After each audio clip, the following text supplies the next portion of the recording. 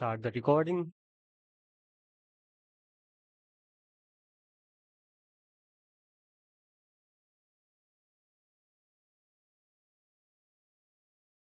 Okay सब दो so the first question is what is CSS. CSS है क्या?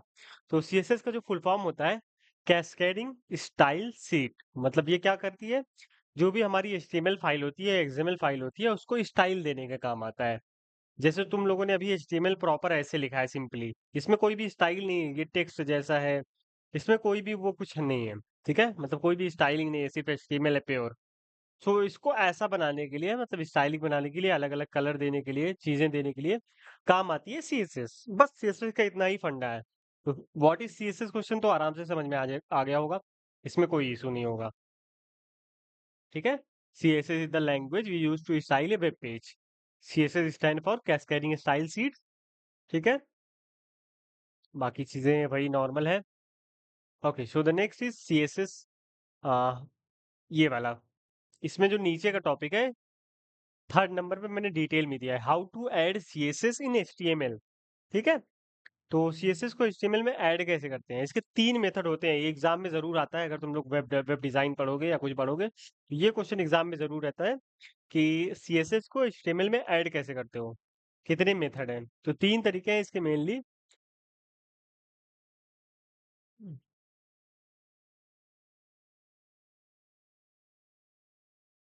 ओके, ओके, सो इसके मेनली तीन तरीके हैं। वो तरीके क्या क्या है, मैं तीनों एक्सप्लेन करता हूँ। ठीक है, अब हमारा जो कल हमने रिवाइज डॉट एचटीएमएल लिया था, इसी को लेके चलते हैं हम लोग, इसी के रिगार्डिंग सीएसएस पढ़ेंगे। ठीक है, तो सबसे पहला तरीका जो होता है उसको बोलते हैं इनलाइन।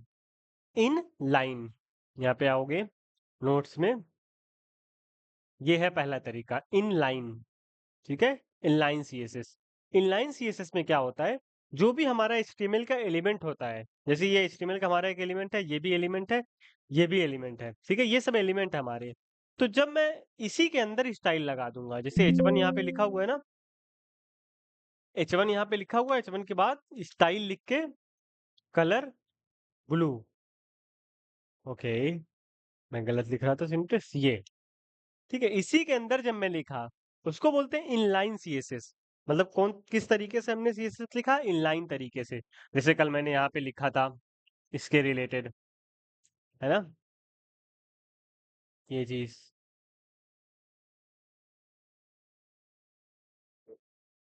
ठीक है, सो इसको बोलते हैं इनलाइन सीएसएस। इनलाइन सीएसएस में कोई दिक्कत है?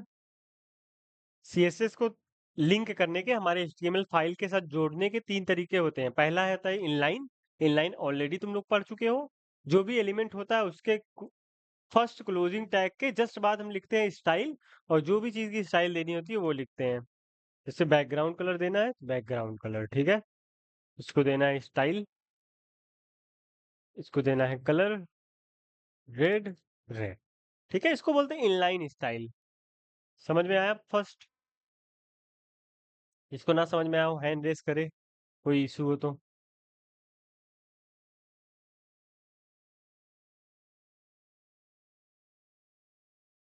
ओके, सबको समझ में आ गया। सो द नेक्स्ट इज, जो सेकंड मेथड है सीएसएस को अप्लाई करने का, इनलाइन हम बहुत कम यूज करते हैं। इनलाइन को हम बहुत कम यूज करते हैं। और सीएसएस में मतलब अभी मैं बताऊंगा, पहले और पढ़ा देता हूँ। ठीक है, इनलाइन को सबसे कम यूज करते हैं। उसके बाद दूसरे नंबर पे आता है इंटरनल सीएसएस। इंटरनल सीएसएस कैसे लिखते हैं, इसका भी तरीका होता है। देखो, स्टाइल टैग देना होता है हमें। ठीक है, यहाँ पे आओगे टाइटल के नीचे हेड के अंदर। ठीक है, स्टाइल टैग दोगे, स्टाइल। ठीक है, सिंपली लिखोगे यहाँ पे स्टाइल, और जो भी एलिमेंट को तुम्हें स्टाइल देनी है, जैसे तुम्हें देना है अभी H3 को। ठीक है, H3, H3 को हमने दे दिया कलर ग्रीन। इसके अंदर मल्टीपल स्टाइल दे दे, बैकग्राउंड येलो। ठीक है, ये सेकंड मेथड है। सेकंड मेथड क्या है, हेड के अंदर हम एक टैग देंगे स्टाइल।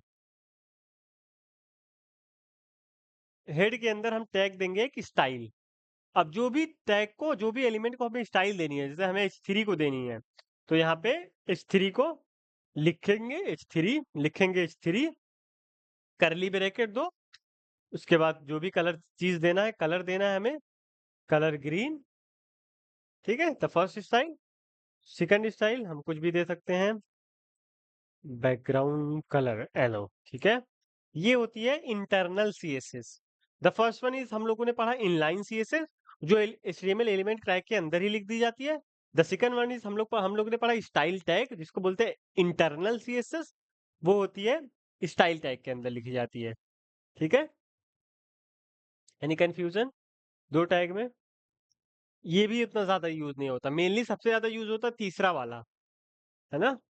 तीसरा वाला सबसे ज्यादा यूज होता है एक्सटर्नल सीएसएस। उसके बाद वही कंटिन्यू करते हैं, वही हम लोग यूज करेंगे, कंटिन्यू, ठीक है। किसी को कोई इशू इनलाइन सीएसएस में, इंटरनल सीएसएस में, किसी को कोई इशू है तो भाई है। एक डाउट है। हाँ बोलो बोलो। भाई जैसे अगर जैसे उसमें आप बता रहे हैं ये इंटरनल सीएसएस में, तो अगर जैसे H3 मेरे कोड में हमने 2 जगह यूज किया हो तब क्या करेंगे, तब दोनों एडिट हो जाएंगे उसमें? हाँ हाँ, दोनों एडिट हो जाएंगे। तब इसके लिए जानते हो क्या काम आता है, अभी उसको आगे पढ़ाएंगे। जैसे ना, यहाँ पे तुमको आईडी देनी पड़ती है इसको, कि भाई इसकी आईडी है माई मेन H3, ठीक है। अब यह H3 की यहाँ पे जगह लिख दो हैशटैग आईडी, यूज होती है हैशटैग से माई मेन H3, ठीक है। सेम चीज अप्लाई होगी ना। अब यहाँ पे ले सपोज एक और H3 हम लिखते हैं, देखो अब इस वाले H3 पे नहीं अप्लाई हुआ है ना। ओके भाई, ओके, समझ गया। ठीक है, उसको हम अभी इसको समझाएंगे और अच्छे से, टेंशन मत लो। ओके, तो बेसिकली इंटरनल और एक्सटर्नल हम समझ गए।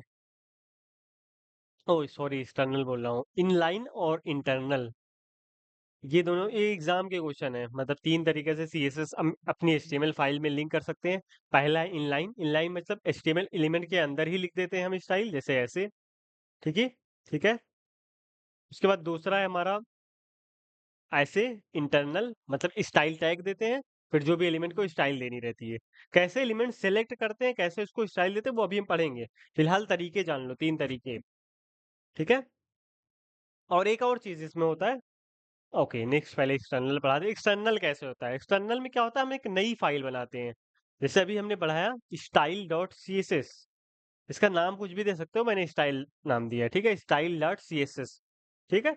अब इसको लिंक करना पड़ता है अपनी एचटीएमएल फाइल से। लिंक कैसे करते हैं, सेम सेम इस अपने उसके अंदर आएंगे, इसको हटा देते हैं, नहीं तो इसको रहने देते हैं, नहीं तो ठीक है। यहाँ पे लिखते हैं लिंक, सिंपली लिंक लिखोगे। थर्ड नंबर पे देखो सी एस एस है, ये लिखना होता है, relation style sheet href style dot C S S, ठीक है। ओके, सो फिर को किसी चीज को स्टाइल देते हैं, किसको दें, हम स्टाइल देते हैं अपने टेबल को, ठीक है। यहाँ पे टेबल टैग लेते हैं, टेबल, ठीक है, टेबल टैग हमने लिया, border, background colour light grey, ठीक है। देखो मैंने यहाँ पे इस फाइल में टेबल को कुछ स्टाइलिंग की है, ये सब स्टाइलिंग क्या होती है ये सब अभी पढ़ेंगे हम। फिलहाल तरीका जानो कि इनलाइन क्या होता है, इंटरनल क्या होता है, एक्सटर्नल क्या होता है। जैसे ही मैंने स्टाइलिंग दी, इसको टेबल अपने आप स्टाइल हो गया। क्यों हो गया, इस लिंक की वजह से। अगर मैंने इसको लिंक नहीं किया होता, लिंक को मैं कमेंट कर देता हूँ, तब देखो ये स्टाइल अप्लाई नहीं हो रहा है, ठीक है। लिंक हटाता हूं मैं, ये स्टाइल अप्लाई हो गया, ठीक है। अब एक और कंफ्यूजन बहुत लोगों को होता है, अगर मैं यही सेम चीज यहाँ पे लिख दूं इसके अंदर और एक्सटर्नल में भी रहे। अब मैं इसका कलर चेंज कर देता हूँ, ब्लू, ठीक है, ब्लू। अच्छा रुक जाओ, अभी रुक जाओ, अभी ये कंसेप्ट नहीं लाते हैं, फिलहाल ये यही रखते हैं, ठीक है। तीनों तरीके समझ में आ गए, कोई कंफ्यूजन तीनों तरीके में किसी को? तीन तरीके से हम एचटीएमएल फाइल को स्टाइल करते हैं। पहला होता है इनलाइन, दूसरा होता है इंटरनल, तीसरा होता है एक्सटर्नल। तीनों में से किसी में कोई कंफ्यूजन किसी को, जल्दी से बताए। वह इस एक्सटर्नल वाला बता दीजिएगा। ठीक है, एक्सटर्नल में क्या करते हैं, एक्सटर्नल में क्या करते हैं, हम एक नई फाइल बनाते हैं जिसको हम नाम देते हैं डॉट सी एस एस, ठीक है। कुछ भी नाम देंगे अपना, जो भी हमें नाम देना है वो दे देंगे, डॉट सी एस एस लिख देंगे। डॉट सी एस एस क्या है, एक्सटेंशन है, सीएसएस का, ठीक है? वो दे देंगे। उसके अंदर हम जो भी स्टाइल लिखना चाहें अपने लिख सकते हैं और इसको लिंक पहले करना पड़ता है एचटीएमएल में। लिंक करने के लिए क्या करते हैं, हेड में, हेड के अंदर लिंक टैग लिखते हैं। मैं फिर से लिख देता हूँ, लिंक, ठीक है? ये, ओह सॉरी सॉरी सॉरी, हाँ, लिंक, सिंपली लिखोगे लिंक, ऐसे लिख के यहाँ पे लिखोगे रिलेशन REL से स्टाइल सीट, उसके बाद लिखो HREF इक्वल टू स्टाइल, तुम्हारी फाइल का जो भी नाम है। अगर तुम फाइल का कुछ और नाम लिखे हो, जैसे मैं यहाँ पे इसका नाम कर देता हूँ चेंज करके class dot C S S, तो यहाँ पे सिंपली मैं लिखूंगा class dot C S S, है ना, class dot C S S. ये हो गई लिंक। जैसे ही तुमने लिंक किया, यहाँ पे जो भी स्टाइल दिए रहोगे, जैसे ये फोर्थ वाली हेडिंग को हम स्टाइल देते हैं, H4 bracket colour purple background colour pink, ठीक है, स्टाइल हो गया। ये है एक्सटर्नल, ठीक है, मतलब हम एक्सटर्नल दूसरी फाइल में कर रहे हैं स्टाइलिंग और अपने इंडेक्स को उससे लिंक कर रखा है, इसलिए वो यहाँ पे स्टाइल रिफ्लेक्ट हो रहा है ना? कोई दिक्कत अभी भी? इनलाइन, इंटरनल, एक्सटर्नल, तीन तरीके की स्टाइल। चलो रिपीट कर देता हूं मैं। पहला जो था इनलाइन, इनलाइन सबसे इजी है, एलिमेंट के अंदर ही लिख देते हैं हम, जैसे हमारा एलिमेंट क्लोज होने वाला रहता है इसी के आगे यहीं पे लिखते हैं, ठीक है? दूसरा तरीका क्या है, हेड के अंदर एक टैग देते हैं स्टाइल, उसके अंदर लिखते जाते हैं जितनी भी स्टाइल देनी है हमें। पैराग्राफ को हमें स्टाइल देनी है, देखो हमने पैराग्राफ को स्टाइल दे दिया, और कोई इमेज को हमें स्टाइल देनी है, इमेज को हमने दे दिया, ठीक है? ये चीजें सेम फॉर द एक्सटर्नल,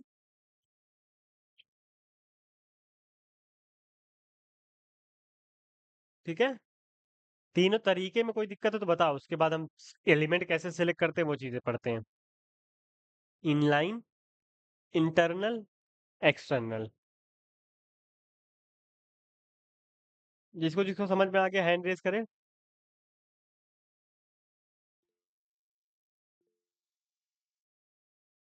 बहुत अच्छे, बहुत अच्छे। अमान, कौन कौन बचा है? सबको आ गया क्या? 8 लोग, एक लोग कोई बचे हैं, चलो कोई ना, 8 लोग बहुत है। नेक्स्ट, ओके, बहुत बढ़िया, मस्त, मजा आ गया। What is CSS selector? CSS selector क्या होता है? सो बेसिकली CSS लिखा कैसे जाता है, अभी जितनी भी चीजें मैं तुम लोगों को मैंने दिखाई, सारा अंडू कर देते हैं भाई, ठीक है, सारी CSS रिमूव कर देते हैं हम।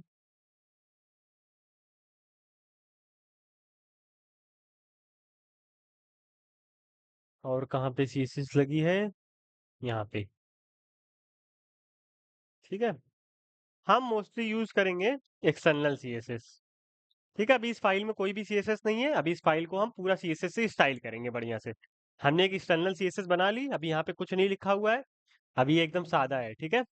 नेक्स्ट हमारे पास है HTML फाइल। अब यहाँ पे सबसे पहले क्या करते हैं, अपनी एक्सटर्नल CSS को लिंक कर लेते हैं। सबसे पहला टास्क, लिंक कर लिया तो हमने, अभी तुम लोग देखो, अभी तुम लोग करो मत, जब मैं करने को कहूंगा तब कर लेना, ठीक है? ठीक है, हमने लिंक कर लिया अपनी CSS को। एक्सटर्नल, देखो सबसे पहले हमने क्या किया, एक क्लास डॉट CSS बनाई, सिंपली उसको अपनी HTML फाइल में लिंक कर लिया। HTML का जो भी हमने कोड लिखा उससे नहीं मतलब है, ठीक है, हमने लिंक कर लिया। उसके बाद हम सारे एलिमेंट को स्टाइल कैसे करते हैं, यहाँ पे लिखते कैसे हैं? तो सबसे जो पूरा हमारा पूरा पेज है उसको बोलते हैं बॉडी। तो सबसे पहले आता है बॉडी, ठीक है। बॉडी को जो भी हम देंगे वो पूरे पेज पे अप्लाई होगी। जैसे बॉडी को हमने फॉन्ट फैमिली दे दिया, फॉन्ट फैमिली मतलब कि उसकी टेक्स्ट, मतलब जो टेक्स्ट रोबोटो वगैरह तुम लोग एक्सेल में देखे होगे ना, वो जैसे इतनी सारी फॉन्ट फैमिली कस्टम सपोर्ट करता है, देखो टेक्स्ट बदल जाएगा, सेंड सेरिफ बदल जाएगा, ठीक है, ये होता है फॉन्ट फैमिली, ठीक है। फॉन्ट फैमिली को छोड़ देते हैं अभी, अच्छा रहने देते हैं, ठीक है। बॉडी से क्या होता है, बॉडी जिस पे लगा, बॉडी में जो चीज लिखोगे वो पूरे पेज पे अप्लाई होगी, पूरे पेज पे, किसी एक एलिमेंट पे नहीं होगी। ले सपोज हम बॉडी का बैकग्राउंड कलर देते हैं, बैकग्राउंड कलर एक्वा मेरीन, ठीक है, देखो पूरे पेज की स्टाइल बदल गई, ठीक है, स्काई ब्लू। देखो पूरे पेज की स्टाइलिंग बदल गई, है ना? ये होता है बॉडी का कमाल। सेम ऐसी बॉडी जैसा ही होता है स्टार। Star, star tag. जब भी तुम स्टार लिखोगे तो वो भी सेम चीज हो जाएगी कि वो सारे लोगों को मिल जाएगा, है ना? मैं दिखाता हूँ तुम लोगों को। उम्म, ठीक है, बैकग्राउंड कलर को इसमें लेके जाते हैं, स्टार में। ठीक है, फॉन्ट फैमिली को स्टार में लेके जाते हैं। ठीक है, फॉन्ट फैमिली स्टार। ठीक है, सो स्टार और बॉडी से क्या होता है, पूरे पेज पे स्टाइलिंग अप्लाई हो जाती है, कहीं भी कुछ भी नहीं बचता, है ना? पूरी बॉडी में स्टाइल अप्लाई हो जाती है ना? ठीक है, उसको हल्का कलर कर देते हैं ग्रे। ओके, यहाँ से कलर तुम लोग सिलेक्ट भी कर सकते हो।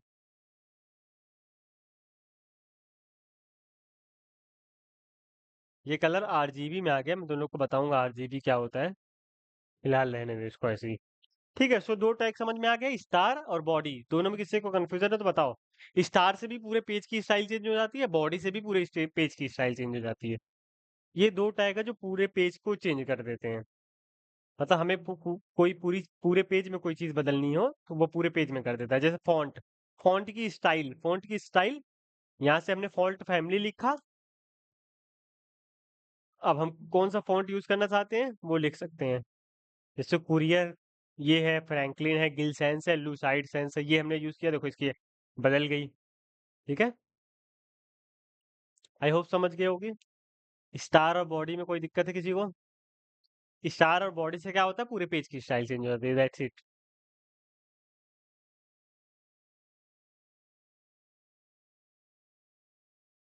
देखो स्टार को बोलते हैं यूनिवर्सल सिलेक्टर, इसको बोलते हैं यूनिवर्सल सिलेक्टर। जो स्टार है ना, इसको बोलते हैं यूनिवर्सल सिलेक्टर। अब कोई पूछेगा यूनिवर्सल सिलेक्टर क्या होता है, करता क्या है, उससे बता लोगे ना क्या होता है। सो बेसिकली यहाँ पे लिख भी रखा है, सिलेक्ट ऑल एलिमेंट। तुम्हारे पेज पे जितने भी एलिमेंट है सबको सिलेक्ट कर लेगा, सबकी स्टाइलिंग चेंज कर देगा अगर उसमें कुछ डालोगे तो, है ना? सो नेक्स्ट हम आते हैं टाइप सिलेक्टर। टाइप सिलेक्टर इसको बोलते हैं एलिमेंट सिलेक्टर। मतलब तुम अपने एलिमेंट के नाम से भी सिलेक्ट कर सकते हो चीजों को। जैसे मैं यहाँ पे H1 को सिलेक्ट करता हूँ। अच्छा, यहाँ पे कमेंट डालते जाते हैं। पेज अप, ये था यूनिवर्सल सिलेक्टर।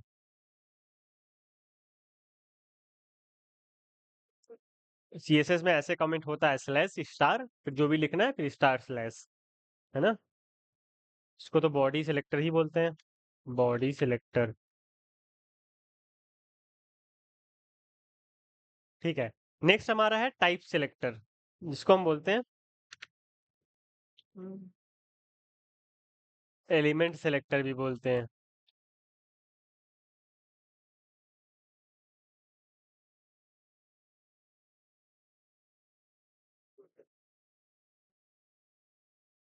ठीक है, सो ये कैसे होता है, इसमें क्या होता है, तुम डायरेक्ट कोई भी एलिमेंट को चूज कर लो, उसको सिलेक्ट कर लो। जैसे तुम्हें अभी डिजाइन करना है किसको, H1 को करना है, H2 को करना है, सिंपली तुम क्या करो, H1 लिख लो, कलर दे दो, ये हो गया। सेंटर मैंने दे दिया है, अभी को से सेंटर हटाते हैं, बैकग्राउंड कलर लाइट ग्रे। ठीक है, तो मेरे पेज में दो H1 थे, एक H1 ये था, एक H1 ये था। जैसे ही मैंने H1 लिखा, दोनों लोगों पे ये अप्लाई हो गया, दोनों H1 पे। यहाँ पे तीसरा H1 था, इस पे भी अप्लाई हो गया। ठीक है, जितने भी H1 थे मेरे पेज पे, सब पे अप्लाई हो गई स्टाइल, जैसे ही मैंने H1 लिखा। सेम फॉर द पैराग्राफ, मैं सीधे पैराग्राफ को सिलेक्ट करता हूँ, कुछ कलर देता हूँ मैं इसको। ठीक है, कुछ कलर मैं देता हूँ, बैकग्राउंड कलर देता हूँ कुछ। ठीक है, ये देखो, जितने भी पैराग्राफ थे मेरे, जैसे ही मैंने पी लिखा, वो सारे सिलेक्ट हो गए, सारे स्टाइल हो गए। ठीक है, अभी मैं बताऊंगा कि सारे नहीं करना है, कोई एक ही करना है तो क्या करते हैं उसके लिए, वो भी देखेंगे हम। बेसिकली यहाँ पे कॉन्सेप्ट है टाइप सिलेक्टर। टाइप सिलेक्टर समझ में आया कि नहीं?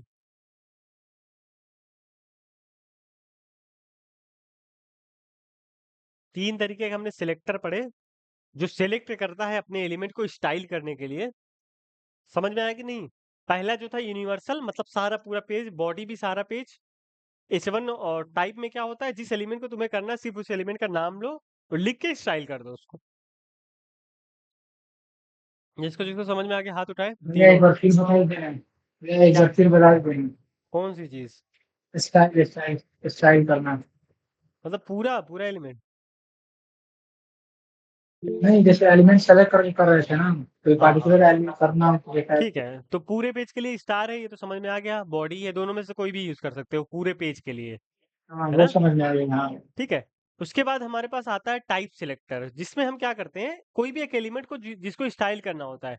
जैसे हम अपने इंडेक्स डॉट एचटीएमएल में आए, हमें H1 को स्टाइल करना है, हमें सारे H1 को स्टाइल करने हैं। यहाँ पे और H1 होगा, यहाँ पे एक H1 है, और यहाँ पे एक H1 है, सारे H1 को हमें स्टाइल करना है। तो सिंपली क्या करोगे, यहाँ पे आओगे, लिखोगे H1, ठीक है, कुछ भी कलर दे दो, नेवी, बैकग्राउंड कलर दे दो। ये देखो, जैसे ही तुमने ये दिया, देखो इसका स्टाइल चेंज हो गया ना सारे H1 का।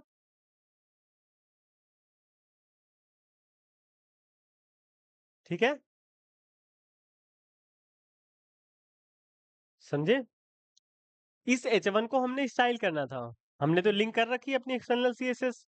यहाँ पे आएंगे, सीधे H1 लिखेंगे, ब्रैकेट डालेंगे, और जो भी चीज हमें लिखनी है, कलर लिखना है, बैकग्राउंड कलर लिखना है, और कोई प्रॉपर्टी लिखनी है, अभी आगे चल के बहुत सारी प्रॉपर्टीज पढ़ोगे, जैसे बॉर्डर होता है, बॉक्स साइडो होता है, और बहुत सारी चीजें होती है। जैसे अभी बॉर्डर देखो, बॉर्डर आ गया, ठीक है, और बहुत सारी चीजें थी, विथ, ये देखो, ऐसे करके बहुत सारी चीजें होती है। तो सारी जैसे जैसे पढ़ते जाओगे, वो ये करना जान जाओगे। फिलहाल टाइप सिलेक्टर समझ में आया कि टाइप से कैसे लिखते हैं। एलिमेंट का टाइप जो होता है, एलिमेंट सिलेक्टर, सिर्फ एलिमेंट का नाम लिखते हैं, ब्रैकेट बनाते हैं, उसके अंदर स्टाइलिंग लिखते जाते हैं। उस पेज पे जितने भी उस नाम के एलिमेंट रहेंगे, जैसे H1 को हमने स्टाइल किया, अब इस पेज पे जितने भी H1 स्टाइल है, उसकी स्टाइलिंग चेंज हो जाएगी। देखो यहाँ पे, यहाँ पे, यहाँ पे।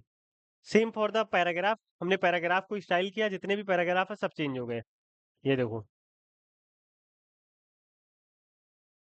ठीक है। किसी को कोई दिक्कत? टाइप सेलेक्टर में, एलिमेंट सेलेक्टर में, इसको एलिमेंट सेलेक्टर भी बोलते हैं, टाइप सेलेक्टर भी बोलते हैं। इसमें सिर्फ सीधे एलिमेंट के नाम से उसको स्टाइल कर देते हैं, सिंपली।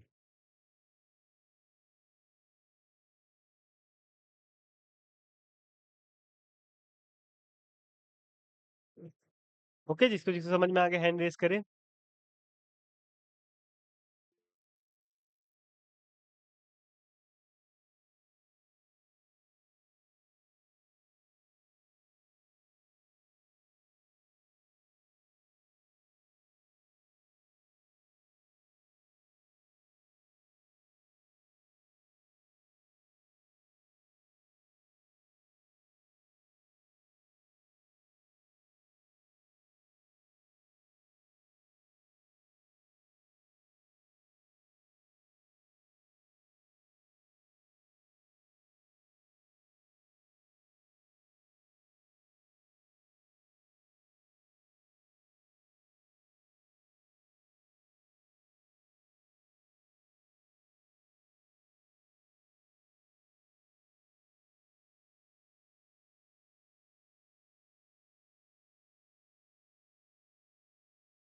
ओके, आई थिंक सबको समझ में आ गया। अच्छा, बहुत लोगों ने हाथ नहीं उठाया, तुम लोग को समझ नहीं आया क्या?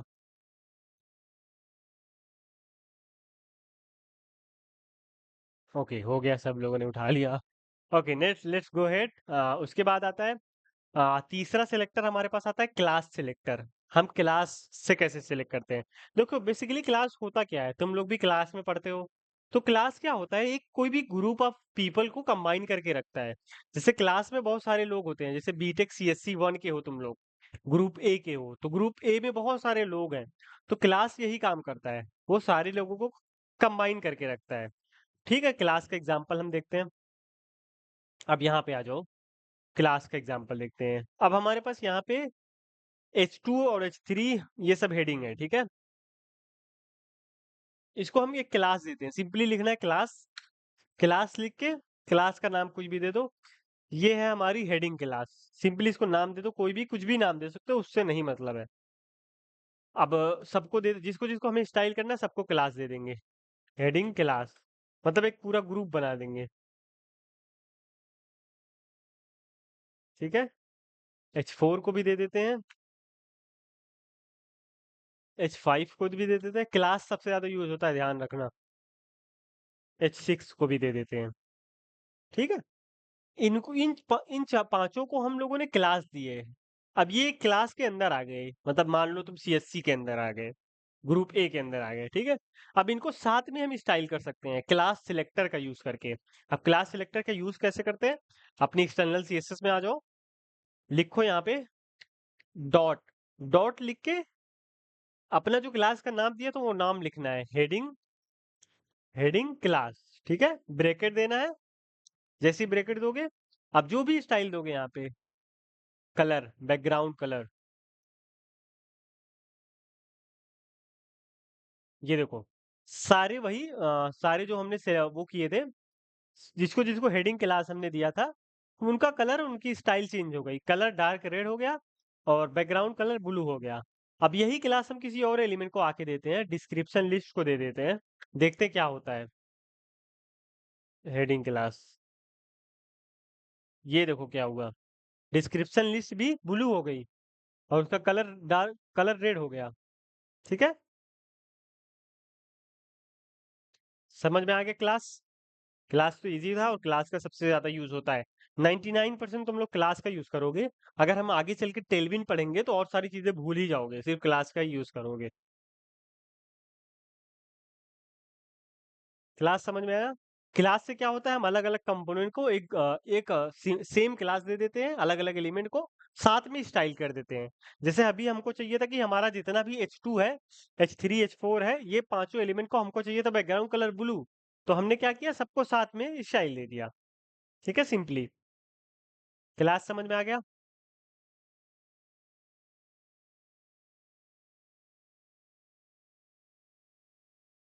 हैंड रेस करो क्लास, जिसको जिसको समझ में आ गया।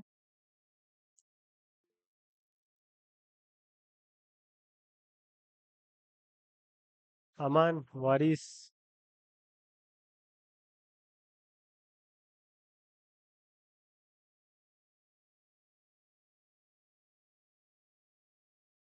क्या बोले भैया, कुछ सुनाई नहीं दिया था। क्लास समझ में आया। हाँ हाँ, समझ में आ गया।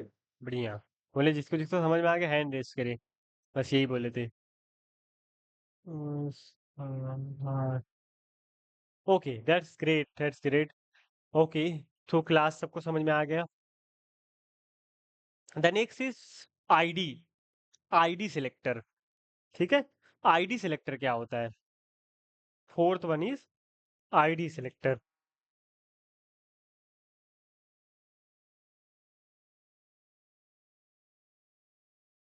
ठीक है, आईडी सिलेक्टर क्या होता है, आईडी बेसिकली क्या करता है, यूनिकनेस को पहचानने के लिए। जैसे अभी हमने कुछ देर पहले H1 को जब डिजाइन किया था, तो जितने भी हमारे पेज पे H1 है वो डिजाइन हो गए थे। अब क्या पता हमें ऐसा नहीं चाहिए हो, हमें एक ही H1 डिजाइन करना हो। जैसे अभी हमने जब H1 को डिजाइन किया था, H1 को हमने सेलेक्ट करके डिजाइन किया था ऊपर, तो जितने भी हमारे पेज पे H1 थे सबके सब डिजाइन हो गए। हमें सब तो नहीं चाहिए था, हमें एक दो चाहिए था। यहाँ पे काम आता है आईडी सिलेक्टर।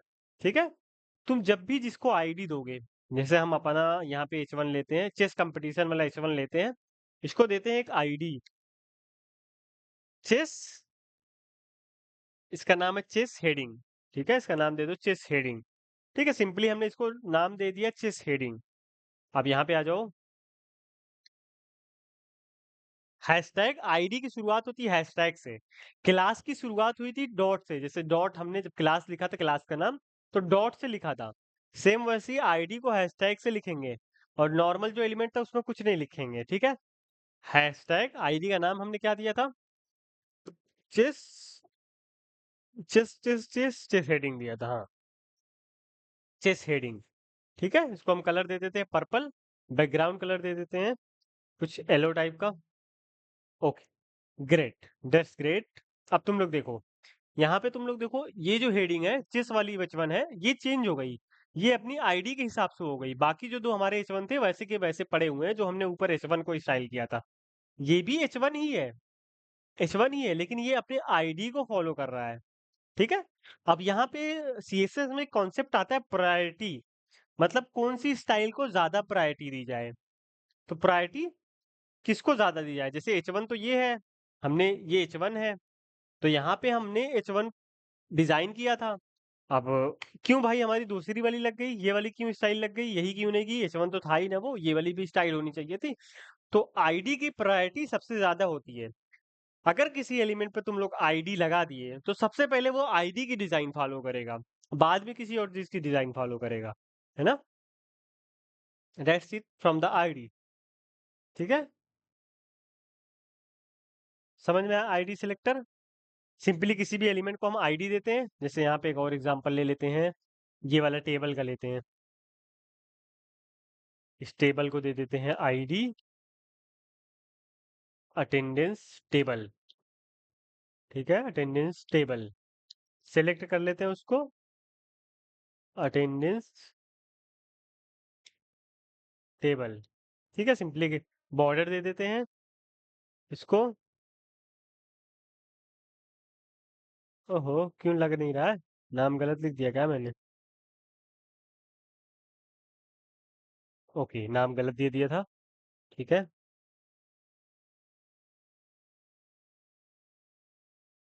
Background colour. ठीक है, और कुछ स्टाइलिंग। ठीक है, समझ गए आईडी। अभी हम सिलेक्टर पढ़ा रहे हैं, 3 सिलेक्टर हमने पढ़ लिया, 4 सिलेक्टर पढ़ लिया हमने। यूनिवर्सल, जो स्टार होता है सबको कर देता है। सेकंड हमने पढ़ा टाइप। थर्ड हमने पढ़ा क्लास। क्लास हम मतलब ग्रुप ऑफ क्लास, मतलब अलग अलग लोगों को सेम नाम दे देते हैं क्लास लिख के, फिर उसको साथ में डिजाइन कर देते हैं। फिर चौथा हमने पढ़ा आईडी, किसी यूनिक एलिमेंट को लिए स्पेसिफिक आईडी दे देते हैं, उस आईडी से हम उसको डिजाइन कर सकते हैं। ठीक है, हो गया। किसी को कोई दिक्कत है तो बताओ। ओके, हैंड रेज करो जिसको जिसको समझ में आ गया, चारों के चारों।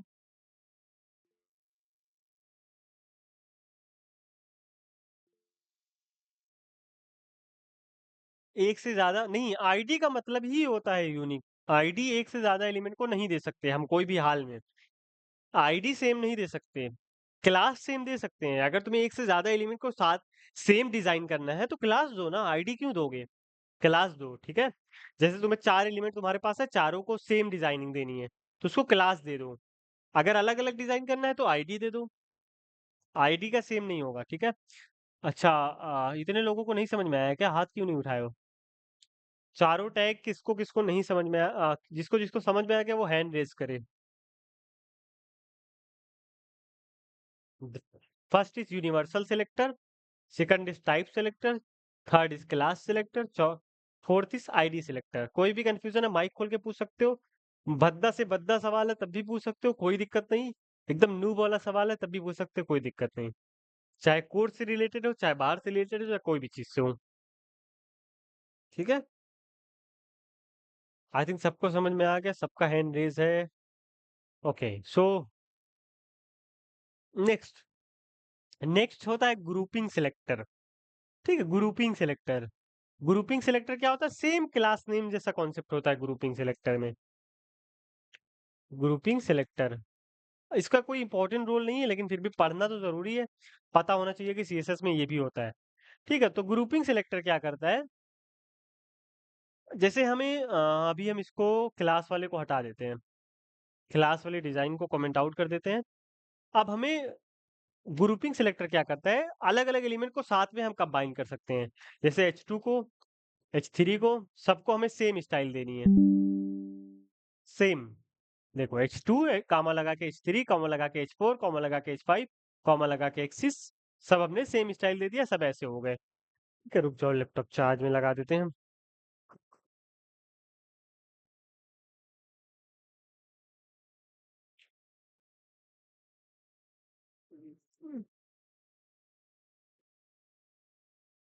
ओके, सो आई थिंक नया एग्जांपल लेते हैं। ठीक है, ग्रुपिंग सिलेक्टर बेसिकली क्या करता है, आ जाओ यहाँ पे डिस्क्रिप्शन लिस्ट में। कोई भी ऐसा अलग अलग एलिमेंट हमें मिले। यहाँ पे हम तीन तरीके का पैराग्राफ लिख लेते हैं। तीन चीजें लिख लेते हैं एक। ठीक है, डिव के अंदर हम तीन चीजें लिख लेते हैं। एक H1 लिख लेते हैं, पैराग्राफ लिख लेते हैं, और एक स्पैन लिख लेते हैं। ठीक है, इसके अंदर कुछ लिख लेते हैं।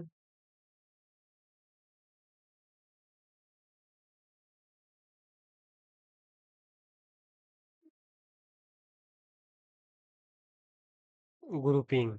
ठीक है, हमने तीन अलग अलग तरीके के एलिमेंट लिखे, है ना। br br tag. ठीक है, test grouping. Okay, so okay, हम ग्रुपिंग टेस्ट करते हैं अब। ग्रुपिंग क्या होता है?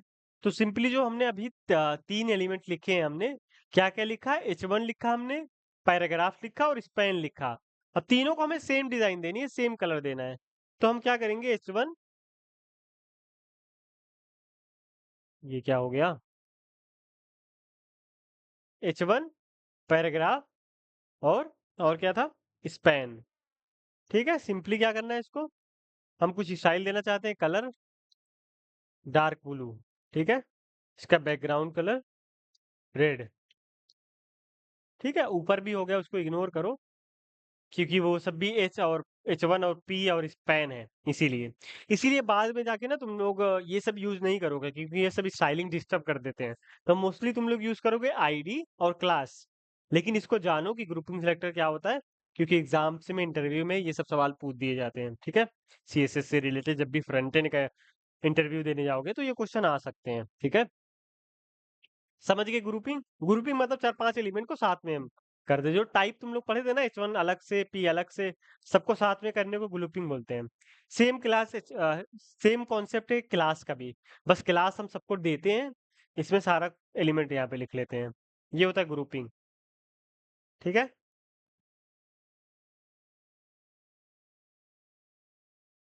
कोई इशू?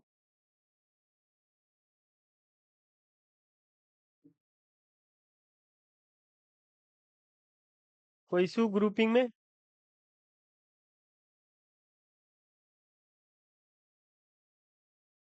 आई थिंक नहीं। सो नेक्स्ट हम पढ़ते हैं डिसेंडेंट सिलेक्टर। डिसेंडेंट क्या होता है? डिसेंडेंट हमारी मतलब हमारी औलाद। हाँ, हम अपने दादाजी के डिसेंडेंट है, हम अपने पिताजी के डिसेंडेंट है, इसको बोलते हैं डिसेंडेंट।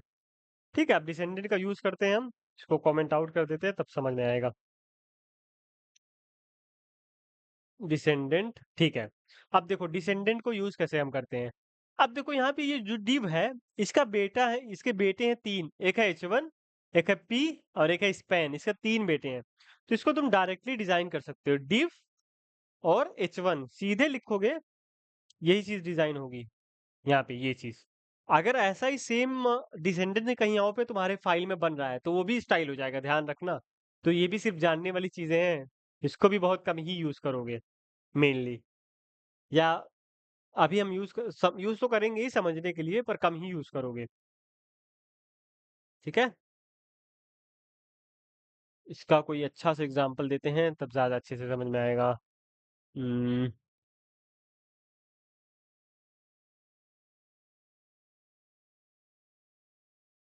ओके, अभी के लिए इसको कमेंट आउट करते हैं। ठीक है, सो अब स्टार्टिंग से इसको देखते हैं। ठीक है, सिंपली क्या करो तुम, ये वाला अनकमेंट करो। ठीक है, ये हमने तीन एलिमेंट लिखे, एक डिव लिखा, उसके अंदर तीन एलिमेंट लिखे, H1 है, पैराग्राफ है, स्पैन है। अब ये जो डिव है, इसका अब्बा है, मतलब तीनों लोगों का अब्बा है, क्योंकि तीनों लोग इसके अंदर आते हैं। HTML में हमेशा हायरार्की बनती रहती है, तुम लोगों को पता होगा यार। स्केलिडरा। HTML में जब भी तुम लोग एलिमेंट लिखते हो तो हायरार्की बनती रहती है। जैसे तुमने कोई भी डिव लिखा, तो वो डिव बनेगा एक बॉक्स। इसको मैं कैसे समझाऊं हायरार्की को?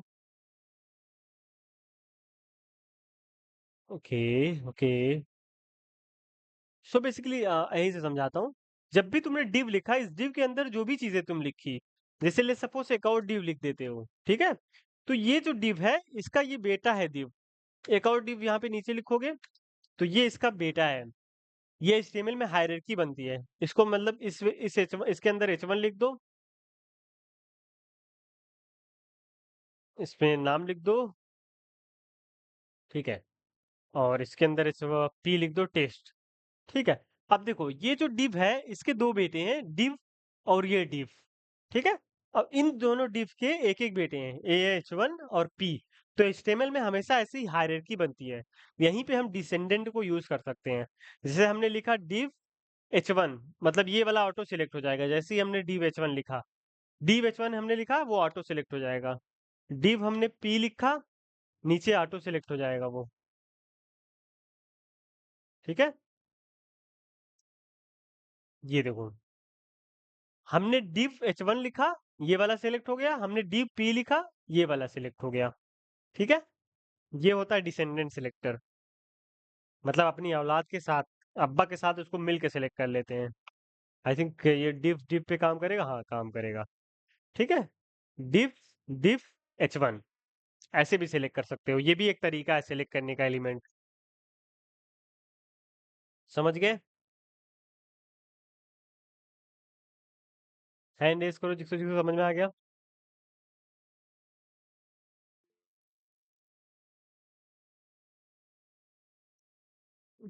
बहुत अच्छे, बहुत बढ़िया, वेरी गुड। औलाद वाला समझ में आ गया तुम लोगों को, डिसेंडेंट वाला। Okay, so the next is child selector. Child selector descendant में क्या होता था, सेम उसकी औलाद को तुम लोग वो कर लेते थे, मतलब एक्वायर कर लेते थे, सिलेक्ट होते थे। चाइल्ड का भी सेम कॉन्सेप्ट है, बस चाइल्ड में क्या होता है, तुम सिर्फ डायरेक्ट वाले को सिलेक्ट कर सकते हो। जैसे अगर तुम यहाँ पे आओ, ये जो तुमने div था, div H1 जब तुमने लिखा तो ये सिलेक्ट हो गया। चाइल्ड में क्या होगा, यहाँ पे आता है चाइल्ड। चाइल्ड में क्या होगा, तुम उसके जस्ट बाद वाले को सिर्फ सेलेक्ट कर सकते हो, जस्ट बाद वाले को। जैसे अगर तुमने div लिख दिया तो तुम सिर्फ इसको सेलेक्ट कर सकते हो, H1 को। सेम कॉन्सेप्ट है डिसेंडेंट जैसा, थोड़ा सा डिफरेंट है। डिसेंडेंट में क्या होता है, उसकी कोई भी औलाद को कर सकते हो, कोई दिक्कत नहीं है। जैसे मैं अभी यहाँ एग्जांपल दूं, यहाँ पे मैंने एक और div लिखा, उसके अंदर लिख दिया H1 div 2। देखो सेम स्टाइलिंग इसको मिल गई, क्योंकि ये डिसेंडेंट फॉलो कर रहा है, div का H1 है, ठीक है, ये स्टाइल फॉलो कर रहा था। चाइल्ड में ऐसा नहीं होता, चाइल्ड में डायरेक्ट मतलब तुम्हारे बाद तुम्हारा जो बेटा है उसी के साथ सेलेक्ट कर सकते हो, मतलब इस div के साथ इस H1 को सिलेक्ट कर सकते हो। एग्जाम्पल के लिए मैं एक और div लेता हूँ। ओके, इसका नाम देते हैं हम H2, ठीक है। इसमें क्या होगा, तुम डायरेक्ट div और ऐसे ग्रेटर देन का मार्क बनाओगे, लिख दोगे H2 सिंपली, ठीक है।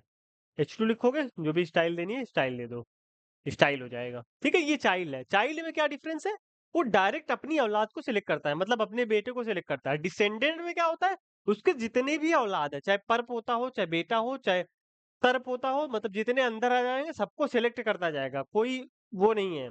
मतलब इसके अंदर हजारों औलाद आ जाए, मतलब इसकी और भी बहुत सारे डिव आ जाए, डिव के अंदर डिव आता जाए, डिव के अंदर डिव आता जाए, उसके अंदर इस बन रहे वहां से वो निकाल लेगा, सिलेक्ट कर लेगा। लेकिन चाइल्ड में ऐसा नहीं है। चाइल्ड में मैं, मेरा बेटा, बस यही दो लोग सिलेक्ट हो सकते हैं, उससे ज्यादा नहीं, ठीक है। आई होप समझ में आ गया होगा। चाइल्ड सिलेक्टर नेक्स्ट वीक हम लोग प्रोजेक्ट करेंगे। आई होप अगर तुम लोग को ऐसे ही जल्दी जल्दी समझ में आता रहे तो। जिसको जिसको समझ में आ गया हैंड रेस करें। पहले मैं हैंड नीचे कर देता हूँ। हाँ, अब हैंड रेस करो। Humam very good Umar, very good Aman, very good Fala, Aastha Kamini, very good, Siriya, very good. Okay, that's great यार, बहुत अच्छे, बहुत अच्छे। हाथ नीचे कर लो, ठीक है, बस इतना रहने देते हैं, बाकी चीजें जब काम आएंगी तब बताएंगे। सिलेक्टर में किसी को डाउट है? हमने सिलेक्टर पढ़े, 5-6 तरीके के पढ़े हैं हमने, फिर से रिवाइज करा देता हूँ मैं। Okay, so the first one is universal selector. ये दोनों यूनिवर्सल सिलेक्टर हैं। ये दोनों क्या करेंगे, पूरी बॉडी मतलब पूरे पेज पे जितनी भी स्टाइल लेंगे सबको स्टाइल कर देंगे, पूरे पेज को कर देंगे, किसी को नहीं छोड़ेंगे, सारे एलिमेंट को कर देंगे। टाइप क्या करेगा, टाइप में हमने h1 लिखा, उस एलिमेंट HTML फाइल में जितने भी h1 रहेंगे सबको स्टाइल कर देगा। सेम फॉर द p जितने भी पूरे उसमें रहेंगे सबको स्टाइल कर देगा।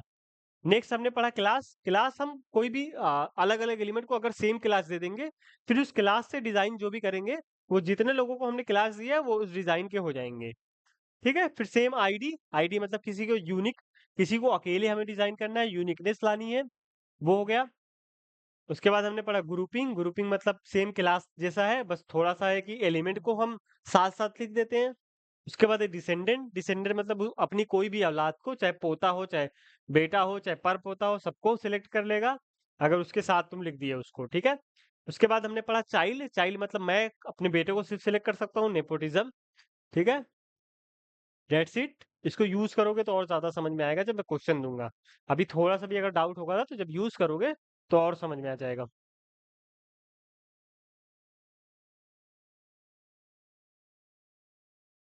कोई दिक्कत है?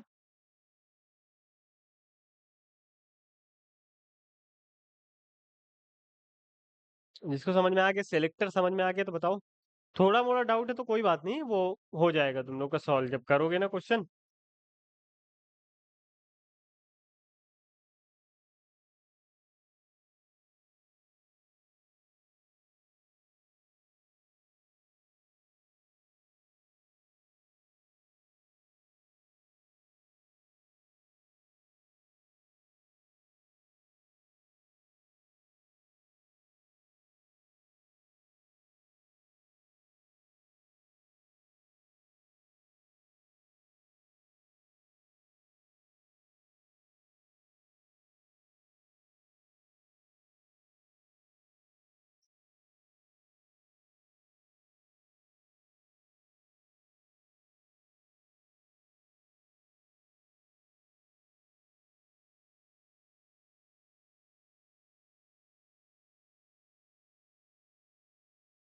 Okay, that's great. नेक्स्ट पढ़ें, आगे पढ़ें। Okay, so how to add add CSS इन HTML, ये तो हम पढ़ ही चुके हैं। 3 तरीका होता है, इनलाइन, इंटरनल, एक्सटर्नल। ठीक है, नेक्स्ट होता है CSS कलर। CSS कलर क्या होता है? CSS में 3 तरीके के मेनली कलर होते हैं। होते तो बहुत सारे मेथड है, हम यूजुअली 3 तरीका यूज करते हैं CSS में कलर लगाने का। पहला तरीका तो तुम लोग को पता ही है, simply red, green, blue, orange, जो भी लिखना है कलर का नाम लिख दो। ये पहला तरीका है। CSS टोटल सपोर्ट करता है 147 कलर को। ठीक है, इसका तुम डॉक्यूमेंटेशन दे सकते हो MDN पे, कोई दिक्कत नहीं है। CSS 147 कलर को सपोर्ट करता है नॉर्मल नेम से, मतलब तुम रेड, ब्लू, ग्रीन, ब्लैक ऐसे लिखोगे, 147 कलर को CSS सपोर्ट करता है।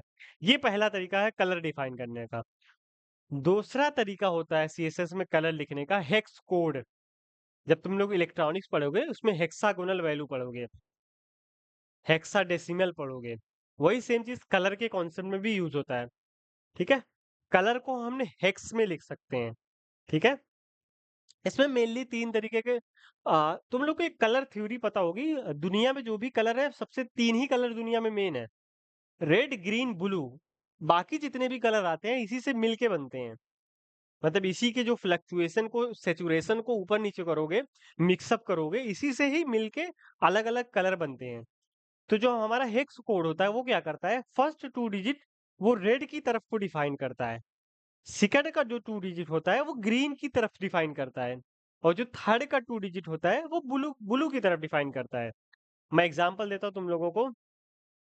ये जो हमारा H1 है, ओके, सिंपली हम यहाँ पे, ओके, बॉडी यूनिवर्सल वाले में चेंजेस करते हैं। ठीक है, यहाँ पे हम बैकग्राउंड कलर को, पहला जो तरीका है उसमें सिंपली तुम ब्लू, ऑरेंज, ये सिंपली पहला तरीका है सीएसएस में कलर देने का। दूसरा तरीका हमने क्या पढ़ा? Hexagonal, hexadecimal. ठीक है, हेक्साडेसिमल में क्या होता है?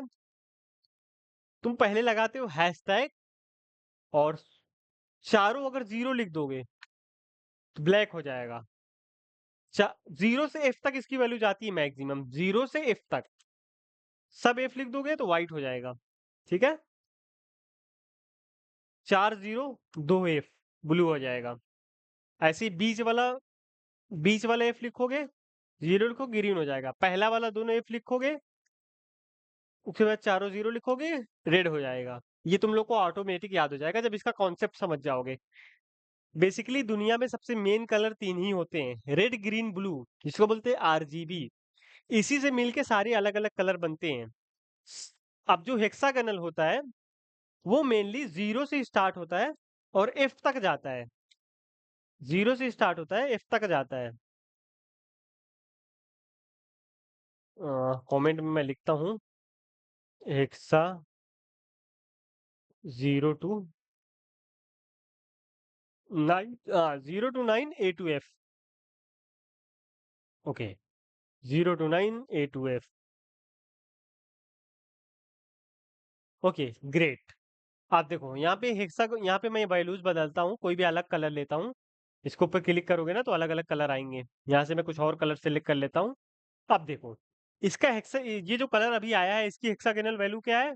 1F85C1। ठीक है, इसकी हेक्सागोनल वैल्यू है ये। अब जैसे मैं आता हूँ स्टूडेंट सीनियर वेबसाइट पे, मुझे ये जो कलर है, यहाँ पे कोई कलर दिखाओ मुझे बढ़िया सा। ओके, ये जो कलर है इसकी मैं हेक्सागोनल वैल्यू देखता हूँ।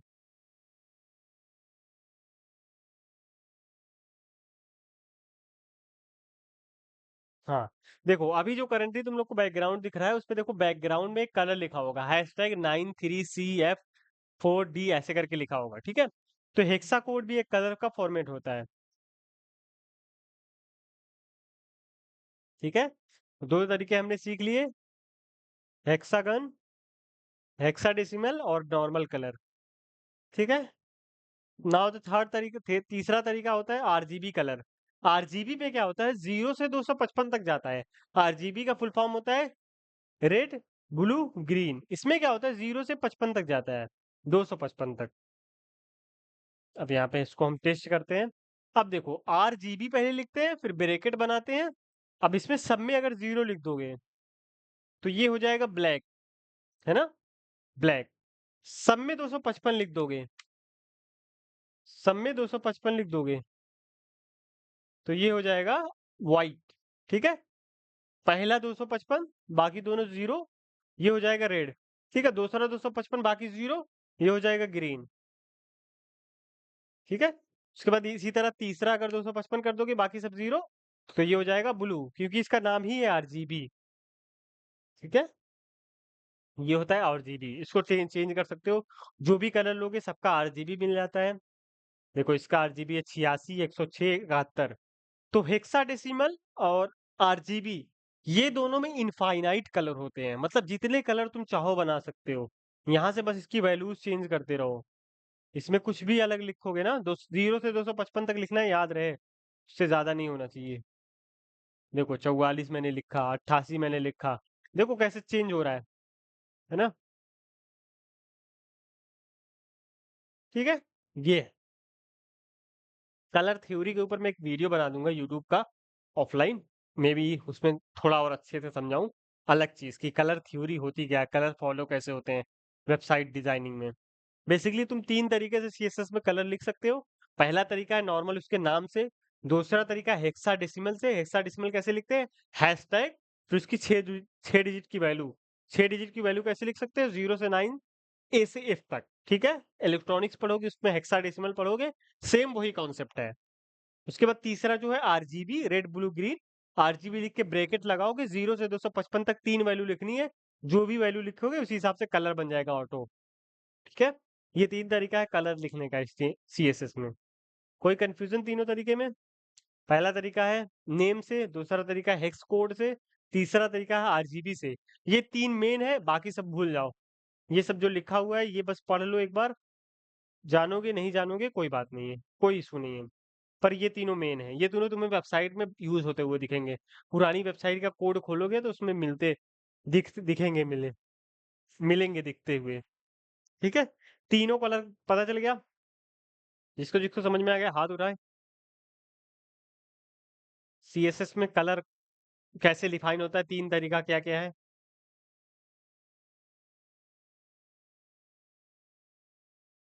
पहला तरीका है नेम से, दूसरा तरीका है हेक्सा डिसिमल से, तीसरा तरीका है आरजीबी से। ठीक है, इसका नाम क्या है? हाँ, आरजीबी ही इसका नाम है। ग्रेट ग्रेट ग्रेट, किसको नहीं समझ में आया यार, हाथ उठाओ। कामिनी, और कौन है? हाथ नहीं उठाया।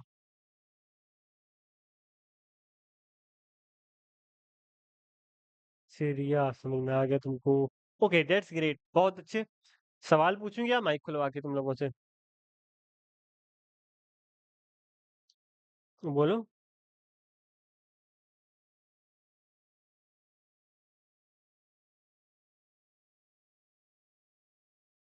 सवाल पूछा जाए क्या? होते ही है, लेकिन थोड़ा सा फर्स्ट डे इसी हिसाब से।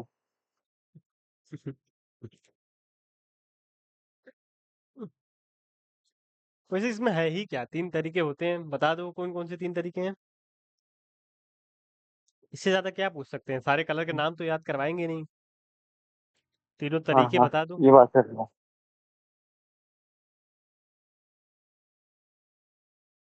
बताओ, कौन बताएगा तीनों तरीके? माइक खोलो, बताओ। हाँ भैया हम बता रहे हैं। पहला तरीका होता है कि कलर का नेम लिख देते हैं।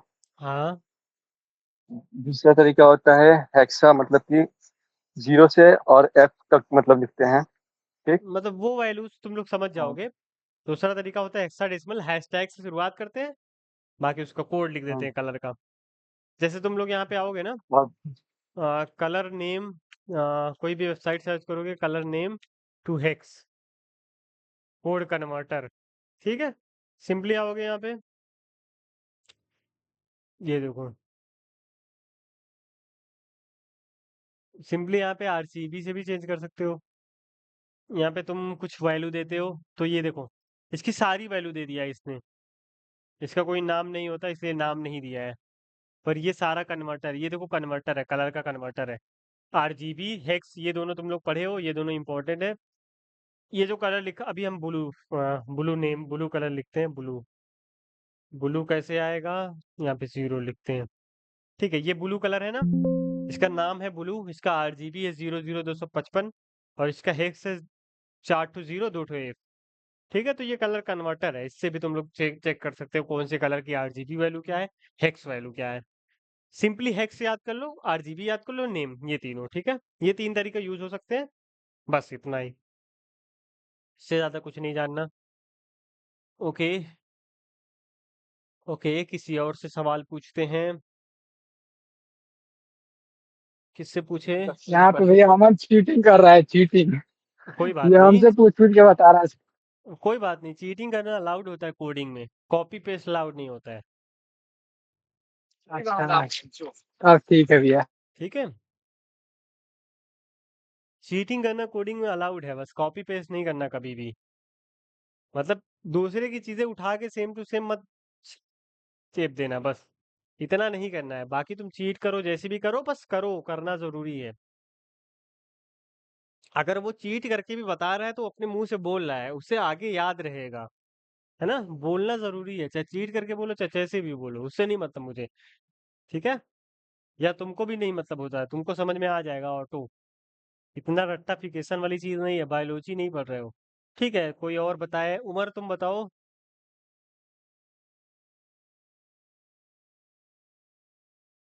तुमसे जी कौन भाई। सा सवाल पूछे? ठीक है, चाइल्ड सिलेक्टर और डिसेंडेंट सिलेक्टर में फर्क क्या है? चाइल्ड सेलेक्टर मतलब div ब्लॉक एलिमेंट को भी सेलेक्ट करता है और div के अंदर जो ब्लॉक होता है, जो div का एक और ब्लॉक होता है उसको भी सेलेक्ट करता है।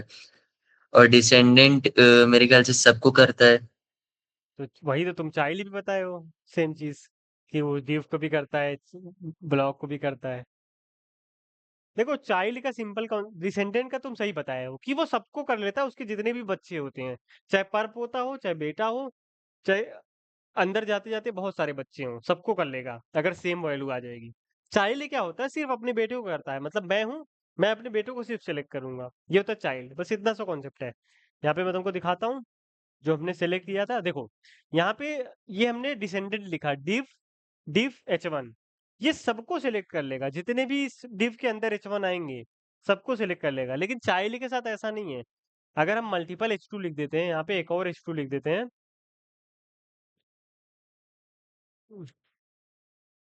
हम्म,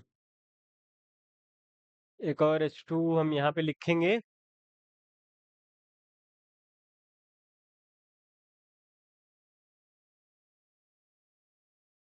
इसको हम, हाँ, इसको हम देते हैं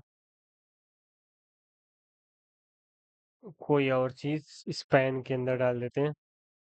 ये देखो, अब देखो इस div के अंदर H2 है, ठीक है, और इस div के अंदर H2 है, तो जब हमने चाइल्ड लिखा, इसने क्या किया, सिर्फ इसके साथ H2 को लिया है। लेकिन अगर यहीं पे डिसेंडेंट हम लिखते, तो ये H2 को भी ले लेता और इस H2 को भी ले लेता।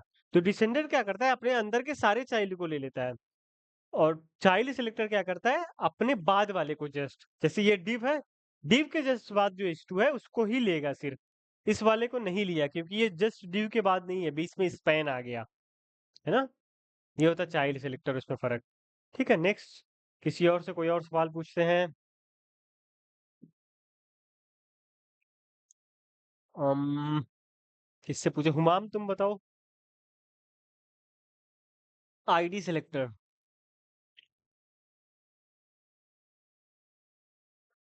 भाई आईडी सेलेक्टर में अगर हम किसी भी एलिमेंट को एक स्पेसिफिक आईडी दे देंगे तो जो भी स्टाइल करेंगे हम लोग वो सिर्फ उसी एलिमेंट को होगा।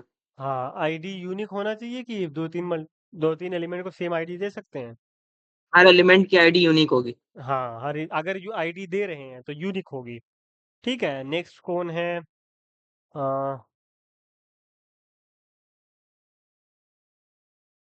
नेक्स्ट किससे पूछें, आस्था तुम बताओ, क्लास सिलेक्टर।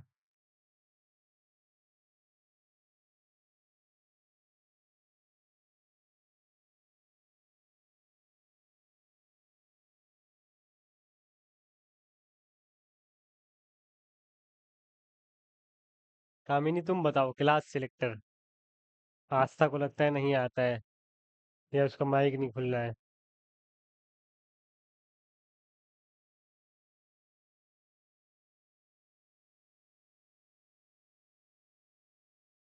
तुम्हारा, भैया इसमें मतलब कि एक या एक से ज्यादा एचटीएमएल एलिमेंट्स का यूज करते हैं। जैसे एक और एक से ज्यादा एलिमेंट को हमें सेम स्टाइल देनी होती है, तुम उसको सारे को एक क्लास में बैठा हाँ, देते हैं, मतलब सारे को एक क्लास दे देते हाँ, हैं। जैसे हम लोग सारे लोग बीटेक में पढ़ते हैं, तो हम लोग एक ही क्लास में बैठते हैं, ठीक है, एक ही टीचर आता है, हम लोगों को पढ़ा के चला जाता है। वही सेम कॉन्सेप्ट डिजाइनिंग में भी होता है। अलग अलग लोगों को हम अलग अलग बच्चों को सेम क्लास दे देते हैं, एक ही स्टाइल लगाएंगे, सब पे लग जाएगी। ठीक है, ओके, हो गया क्वेश्चन, बस इतना क्वेश्चन बहुत है। नेक्स्ट पढ़ते हैं HTML CSS बैकग्राउंड, बैकग्राउंड की प्रॉपर्टीज पढ़ते हैं नेक्स्ट, है ना। तुम लोग को बैकग्राउंड में पढ़ाते चलता हूँ, ठीक है। बैकग्राउंड, बैकग्राउंड इन CSS W3 स्कूल।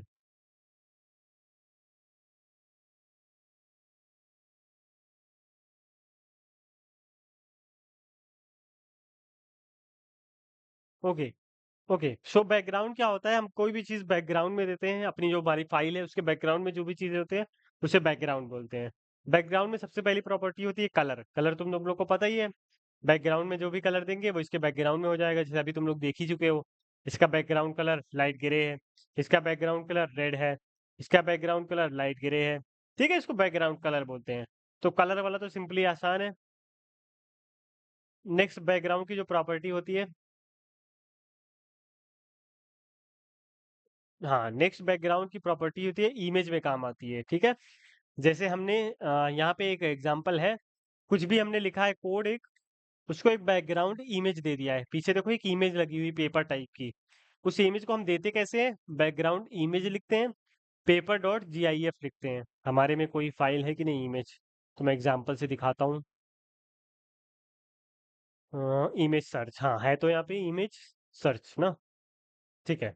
तो चलो इसको एक बैकग्राउंड देते हैं अपनी बॉडी को। Simply the second property is background image. हमें बैकग्राउंड में कोई इमेज देनी है, तो सिंपली यहाँ पे लिखना है यूआरएल ब्रैकेट और इसके अंदर स्लैश इमेज। जहां भी तुम्हारी इमेज है, यूआरएल भी डाल सकते हो इंटरनेट वाला, जैसे एप्पल का डालते थे, है ना? मैंने स्लैश क्यों लगाया? इमेज, इमेज सर्च, ये देखो, ये हो गया बैकग्राउंड, ठीक है? ये इस फाइल में बैकग्राउंड लग गया। ऐसे भी डिजाइन होती है बहुत सारी चीजें, ठीक है? बैकग्राउंड इमेज समझ गए, इजी था।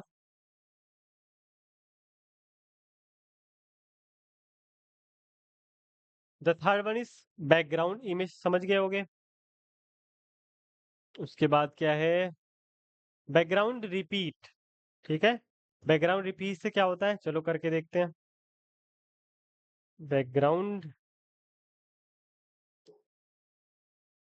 Background repeat, no repeat.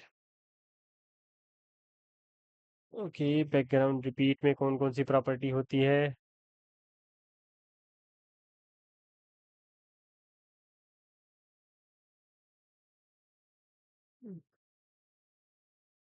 जो दिखाना चाह रहा हूँ आ क्यों नहीं रहा है? ओके, यहाँ से देखते हैं एग्जाम्पल लेके, ठीक है? अब देखो यहाँ पे इन्होंने एक बैकग्राउंड इमेज ले रखी है, पेड़ की पीएनजी है, ठीक है? अब यहाँ पे इसको एक प्रॉपर्टी दी है बैकग्राउंड रिपीट, ठीक है?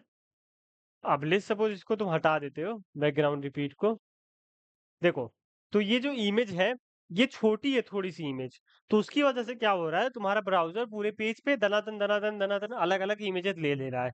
मतलब 6 8 टोटल 8 इमेजेस बना ले रहा है। अभी यहाँ तो मेरी इमेज बड़ी थी इसलिए पता नहीं चला, पर इसमें क्या हो रहा है, ये 8 इमेज बना ले रहा है। तो उसी को खत्म करने के लिए सिंपली यहाँ पे बैकग्राउंड रिपीट आता है, ठीक है? दैट्स इट, इतना सिंपल है, कोई दिक्कत नहीं है इसमें। बैकग्राउंड रिपीट को नो रिपीट कर देते हैं, ठीक है? जब भी तुम कोई छोटी इमेज लोगे बैकग्राउंड में, तो वो मल्टीपल हो जाती हैं स्टाइलिंग की वजह से। तो उसको मल्टीपल को हटाने के लिए, सिंगल करने के लिए एक कर देते हैं, नो रिपीट, ठीक है? ओके,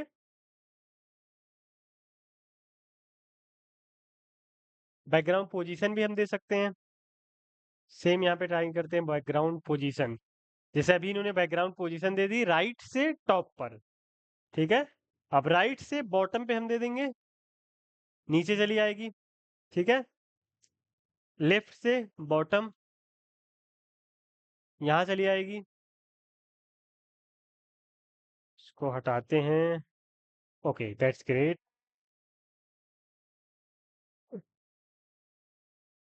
टॉप से, ओके, यहाँ पे बैकग्राउंड पोजीशन जो है, मतलब जो भी तुम इमेज लगाओगे उसको कहाँ पोजीशन करना चाह रहे हो।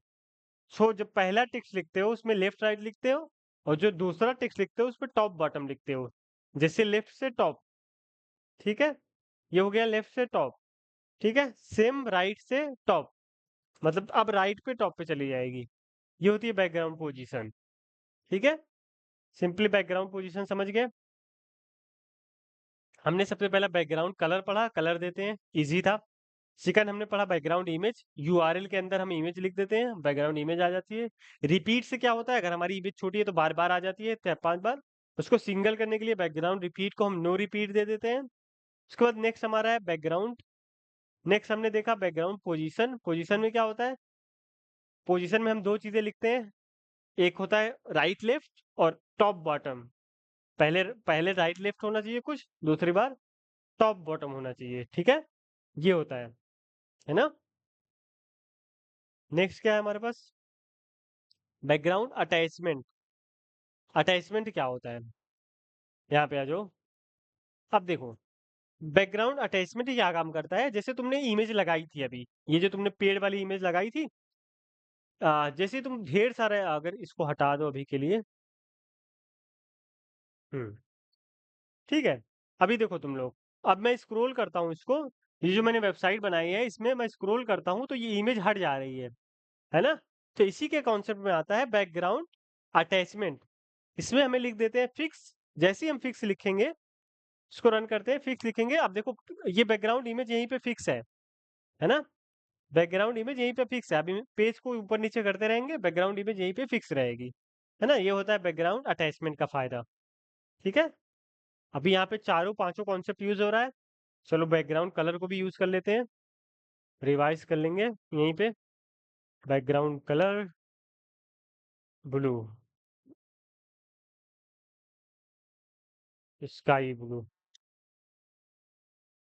ठीक है।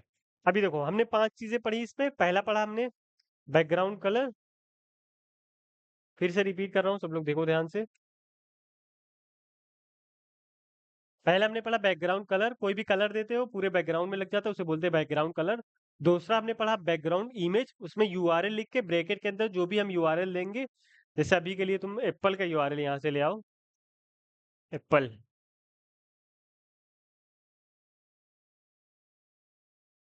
Copy image address. अब यहाँ पे जो मैंने एड्रेस कॉपी किया है, लिंक, उसको पेस्ट कर दो, रन कर दो, यहाँ पे एप्पल आ जाएगा, ठीक है। सिंपली कोई भी यूआरएल डालोगे वो आ जाएगा। लोकल डालना चाहो तो वो भी डाल सकते हो, ठीक है। दूसरा हमने पढ़ा बैकग्राउंड इमेज, इमेज लगा सकते हो अपने बैकग्राउंड में। तीसरा हमने पढ़ा नो रिपीट, अगर ये नहीं होता, अगर ये नहीं होता तो क्या होता, बहुत बार ये पेड़ बहुत बार रिपीट हो जाता है ना, उसी को हटाने के लिए हमने बैकग्राउंड रिपीट पढ़ा, ठीक है।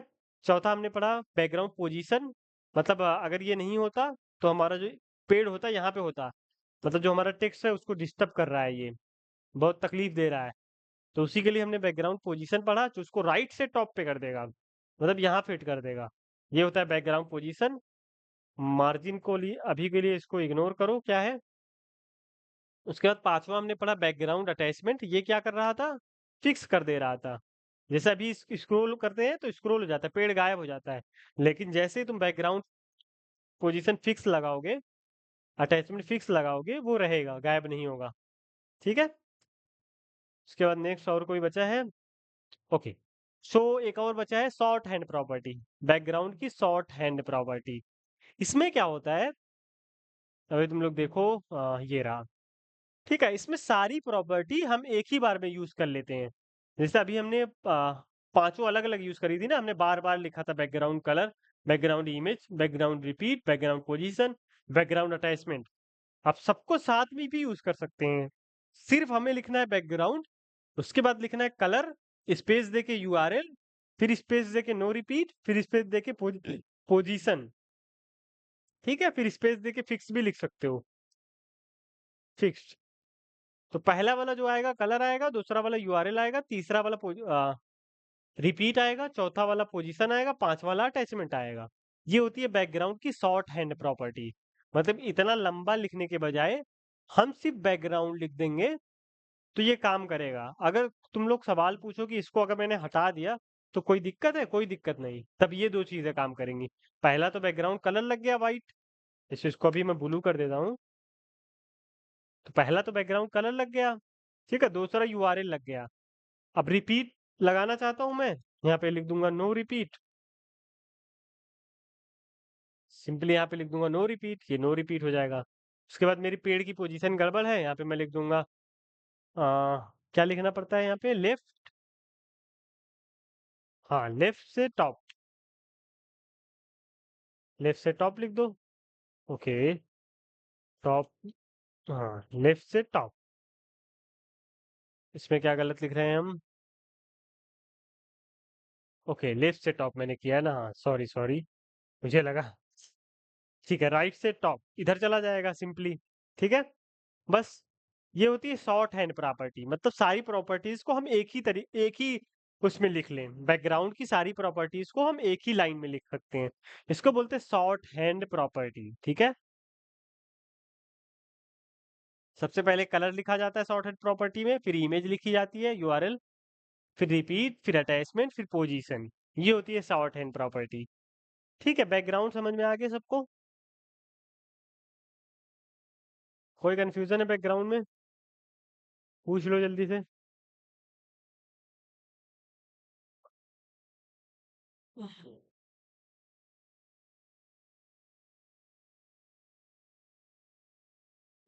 कोई कंफ्यूजन है पूछ सकते हो। चलो हैंड रेस करो जिसको जिसको समझ में आ गया।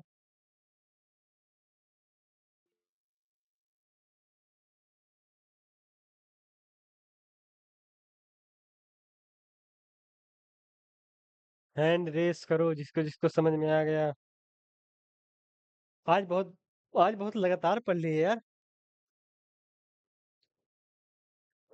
ब्रेक चाहिए या क्लास 10:30 बजे खत्म करें? ब्रेक लेकर 11 बजे तक कंटिन्यू करें या 10:30 बजे खत्म करें विदाउट ब्रेक? 10:30 बजे खत्म कर दीजिए आज। ठीक है, क्योंकि आज बहुत सारा पढ़ लिया तो हजम नहीं होगा। ठीक है, तो सब लोग हाथ नीचे करो और जो जो चाहते हैं 10:30 बजे खत्म हो हैंड रेस करें। जो जो चाहते हैं अभी ब्रेक हो कुछ मत करें। जो जो चाहते हैं 10:30 बजे खत्म हो, अभी लगातार पढ़ाएं 12 मिनट और। ओके बढ़िया, आधे से ज्यादा लोग चाहते हैं, चलो बढ़िया। ठीक है, एक चीज और हम कवर कर देते हैं। बैकग्राउंड कलर हो गया, बॉर्डर बॉर्डर कवर कर लेते हैं, उसके बाद खत्म करते हैं, क्लास को रैप अप करते हैं। ठीक है, मैं होमवर्क भेज दूंगा, मेक श्योर कि सब लोग होमवर्क करो। पहले अपने से ट्राई करो, नहीं होता है तो सॉल्यूशन को देखो, बट कॉपी पेस्ट मत करना, प्लीज मत करना कॉपी पेस्ट, नहीं तो कभी नहीं सीखोगे। मैं नकल मारना लाउड कर दिया हूँ, सोचो, कॉपी पेस्ट मत करना बस। ठीक है, भले ही गलत कोड लिखना, 2 बार करके देखना, कॉपी पेस्ट मत करना। देख देख भले लिखो, लिखोगे तब समझ में आएगा, है ना? ठीक है, नेक्स्ट इज बॉर्डर। बॉर्डर हम पढ़ते हैं, उसके बाद तुम लोगों की छुट्टी कर देते हैं, टेंशन मत लो। ओके, बॉर्डर क्या होता है? ठीक है, बॉर्डर सिंपली देखो, हमारे जो भी टेक्स्ट होता है उसके आसपास हम बॉर्डर लगा सकते हैं ना, तो उसी बॉर्डर को बॉर्डर कहते हैं। बॉर्डर तो तुम लोग पता ही है, कोई भी आसपास लाइन एलिमेंट के। तो बॉर्डर कई तरीके के होते हैं, बहुत सारी स्टाइलिंग होती है। जैसे यहाँ पे देखो, डॉटेड बॉर्डर है, डैश बॉर्डर है, सॉलिड बॉर्डर है, डबल बॉर्डर है, ग्रुप बॉर्डर है, ठीक है, रिच बॉर्डर है, इनसाइड बॉर्डर है, आउटसाइड बॉर्डर है, मिक्स बॉर्डर है, नो बॉर्डर है, हिडन बॉर्डर। ठीक है, सबको एक एक करके ट्राई करते हैं। ठीक है, देखो क्लास का यूज करके यहाँ पे स्टाइलिंग दी गई है। क्लास हमने डॉटेड दिया, फिर इसको यूज किया यहाँ पे पी डॉट डॉटेड। ठीक है, सिर्फ डॉटेड डॉट लिखे रहोगे तब भी हो जाएगा वो, पी डॉट लिखना जरूरी नहीं है। So simply the first is dotted. ठीक है, तो डॉटेड बॉर्डर कैसे लिखा जाता है? ठीक है, डॉटेड वाला हम कैसे लिखेंगे? Dotted bracket border dash style, इसको सिंपली लिख दो डॉटेड। ठीक है, ये हो जाएगा डॉटेड। मैंने कुछ गलत किया है क्या? कहाँ पे गलत किया है?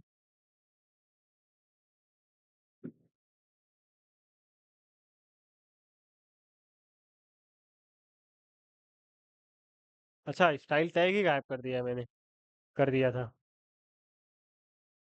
ठीक है, डॉट डॉटेड, डॉट डॉटेड मैंने क्यों लिखा? क्योंकि इसका क्लास का नाम है डॉटेड, तो क्लास कैसे एक्सेस होती है? डॉट से, है ना? इसको हम स्टाइल देते हैं, बॉर्डर स्टाइल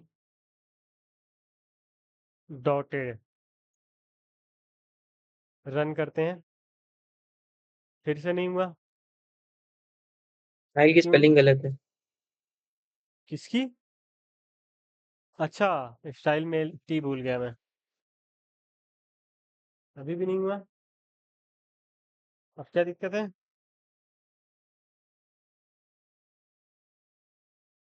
बताओ बताओ, कौन बताएगा क्या दिक्कत है, स्टाइल क्यों नहीं लगा?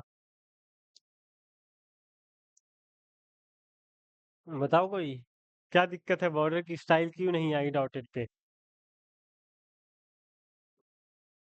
बताओ। इक्वल्स टू लगेगा क्या उस पे, कॉलन की जगह पे? नहीं, इक्वल्स टू तो नहीं लगता है। यहाँ से देखते हैं। स्लैश ही तो लगता है ये, देखो।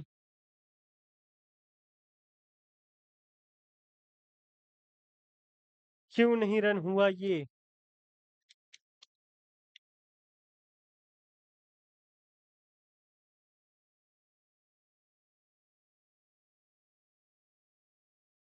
ठीक है, फिर से ट्राई करते हैं। अब की बार कॉपी पेस्ट करते हैं।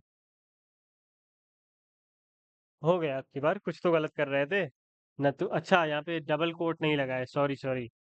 डबल कोट लगा रहे थे हम लोग, ठीक है। तो डॉटेड कैसा होता है? डॉट डॉट हो जाता है सिंपली। दूसरा वाला कौन बताएगा? डैश वाला। चलो ये कोई बताओ, सब लोग एक एक करके बताओ। पहले किसका नाम सबसे पहले आता है? अमन।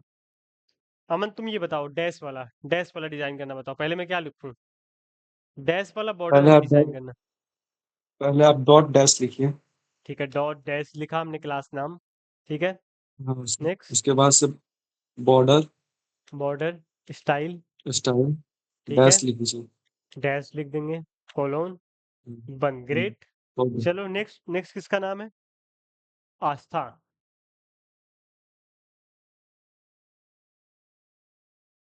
आस्था नेक्स्ट बताओ, ये वाला, जल्दी जल्दी। और सॉलिड फिर ब्रैकेट पहले क्या लिखे? सॉलिड, ठीक है। ग्रेट।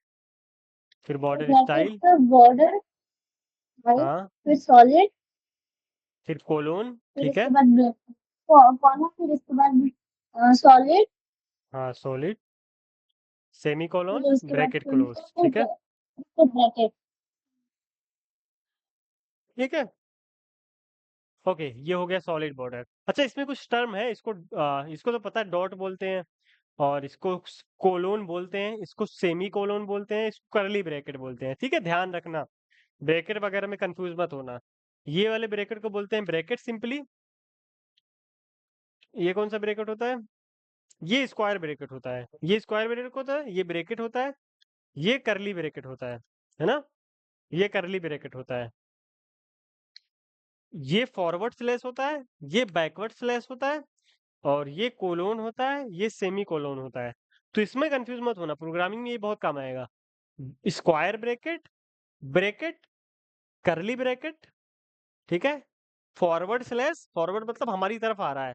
बैकवर्ड स्लैश मतलब पीछे से आ रहा है, ठीक है। कोलोन, सेमी कोलोन, ये चारों याद करे रहना। ठीक है, नेक्स्ट किसका नंबर था? कामिनी। कामनी पहले बता, उसके बाद हुमाम तुम बताना। पहले कामनी। यहाँ पे क्या लिखना है नेक्स्ट?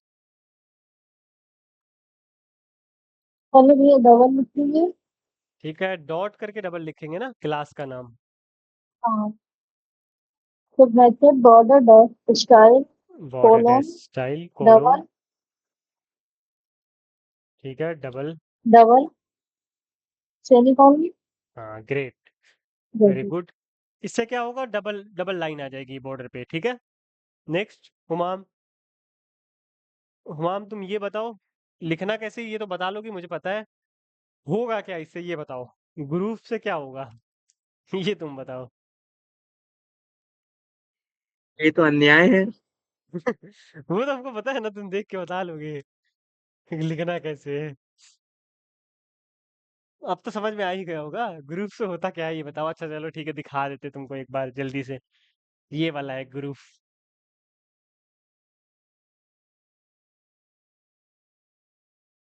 मुझे तो नहीं लगता कुछ होगा एक्स्ट्रा। वही नॉर्मल बॉर्डर बच जा रहा है, सिंपल सा। थोड़ा सा फीका फीका है क्या? यही डिफरेंस है क्या? तुम लोग बताओ। हाँ हाँ, कुछ ये कलर का डिफरेंस है। डिफरेंस है। हाँ हाँ, वही तो तो। फीका हो रहा है। वो ठीक सारे है। मिलके हमको उल्लू बना रहे हैं। ठीक है, सेम फिर द रिज। ठीक है, समझ गए होगे तुम लोग। रिज में क्या होता है? थोड़ा सा पतला हो जाता है और थोड़ी सी उसके रिज हो जाती है बगल में। Same for the इंसेट।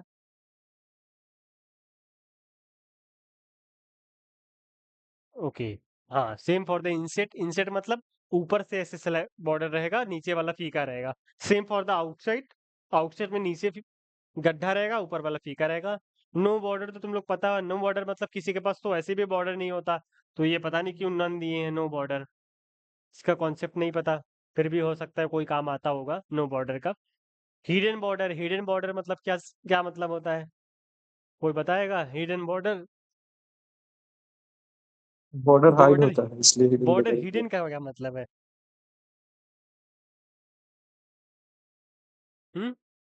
No border और हिडन बॉर्डर में क्या डिफरेंस है? कौन बताएगा? बॉर्डर होगा बट ट्रांसपेरेंट होगा हिडन बॉर्डर में, और नो बॉर्डर में बॉर्डर ना हो शायद। तो नो बॉर्डर में बॉर्डर नहीं होगा ना, हिडन में तो होगा, वो दिखेगा नहीं बस। वो हाइड हाँ होगा। हाँ वही वही वही तो बोला, वही तो बोला। हाँ, बढ़िया। पता नहीं इसका क्यों कॉन्सेप्ट है, मैंने तो आज तक नहीं यूज किया है कभी। Let's see. Same for the mix. Mix मतलब हम अलग अलग मिक्स कर सकते हैं बॉर्डर को। That's it. अभी 3 मिनट बचा हुआ है, एक और टॉपिक खत्म हो जाएगा क्या?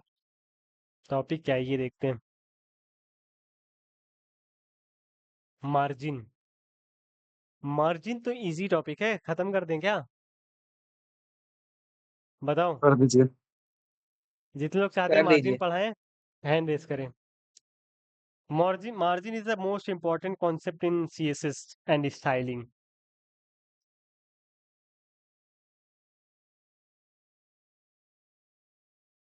तीन लोग बोल रहे हैं, बाकी लोग नहीं बोल रहे हैं। चलो ठीक है, जल्दी से बताओ, 1 मिनट बचा है। तीन ही लोग चाह रहे हो, 5 से ज्यादा होंगे तब पढ़ाएंगे।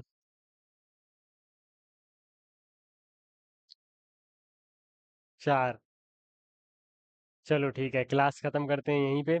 मार्जिन पैडिंग हम नेक्स्ट क्लास में पढ़ाएंगे, ठीक है? बहुत इंपॉर्टेंट कॉन्सेप्ट है, तो थोड़ा सा वेटेज है, अच्छे से पढ़ाएंगे, है ना?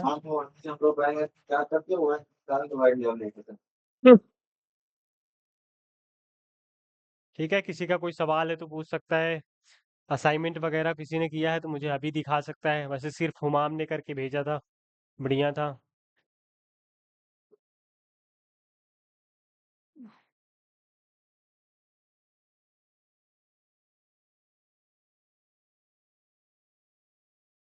मे बी हम नेक्स्ट की 2 क्लासेस में सीएसएस खत्म कर दें, उसके बाद प्रोजेक्ट बनाएंगे। कोई बनाएंगे अमेजन वगैरह या पोर्टफोलियो वगैरह का क्लोन बनाएंगे, कुछ अच्छा सा बढ़िया से।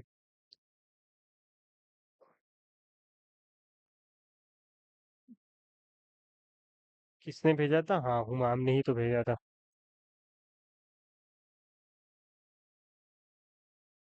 टाइटल नहीं दिया तुमने कुछ।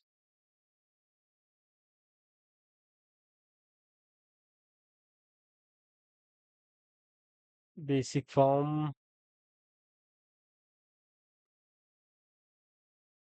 बहुत अच्छे, बहुत अच्छे। अगर ये अपने से कर लिए होगे ना तुम तब तो तुमको अरे प्राइज देना अपने से। चाहिए।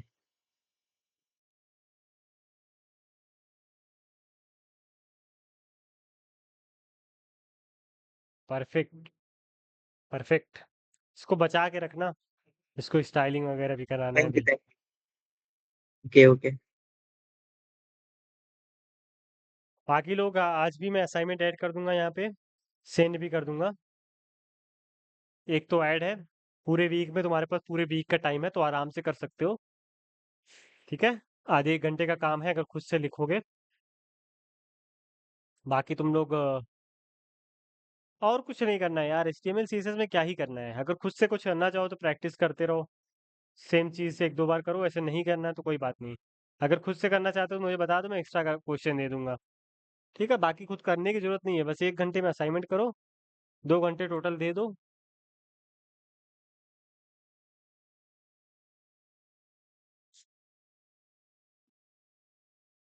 किसी का कोई सवाल है तो पूछो, बाकी लोग मीट लीव कर सकते हैं।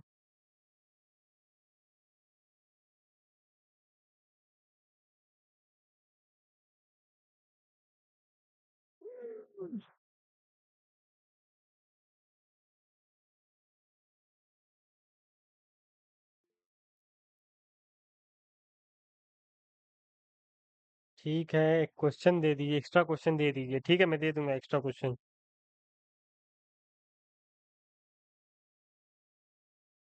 प्रैक्टिकल एग्जाम्पल वगैरह वाले अच्छे क्वेश्चन दे दूंगा।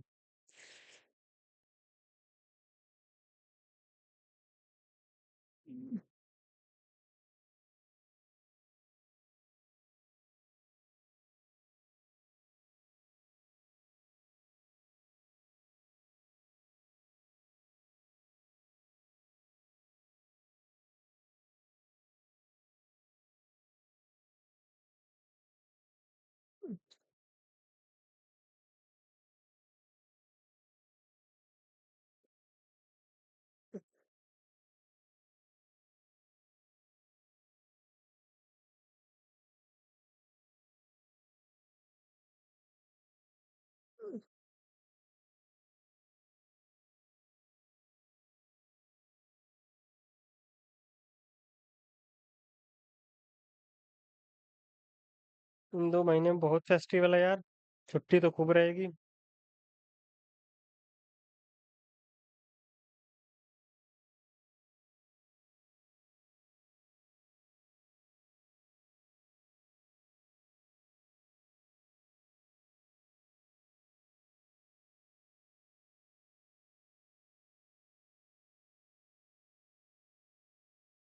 ओके, लगता है किसी का कोई सवाल नहीं है।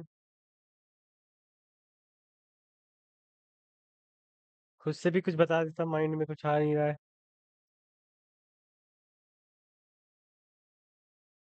उम्म,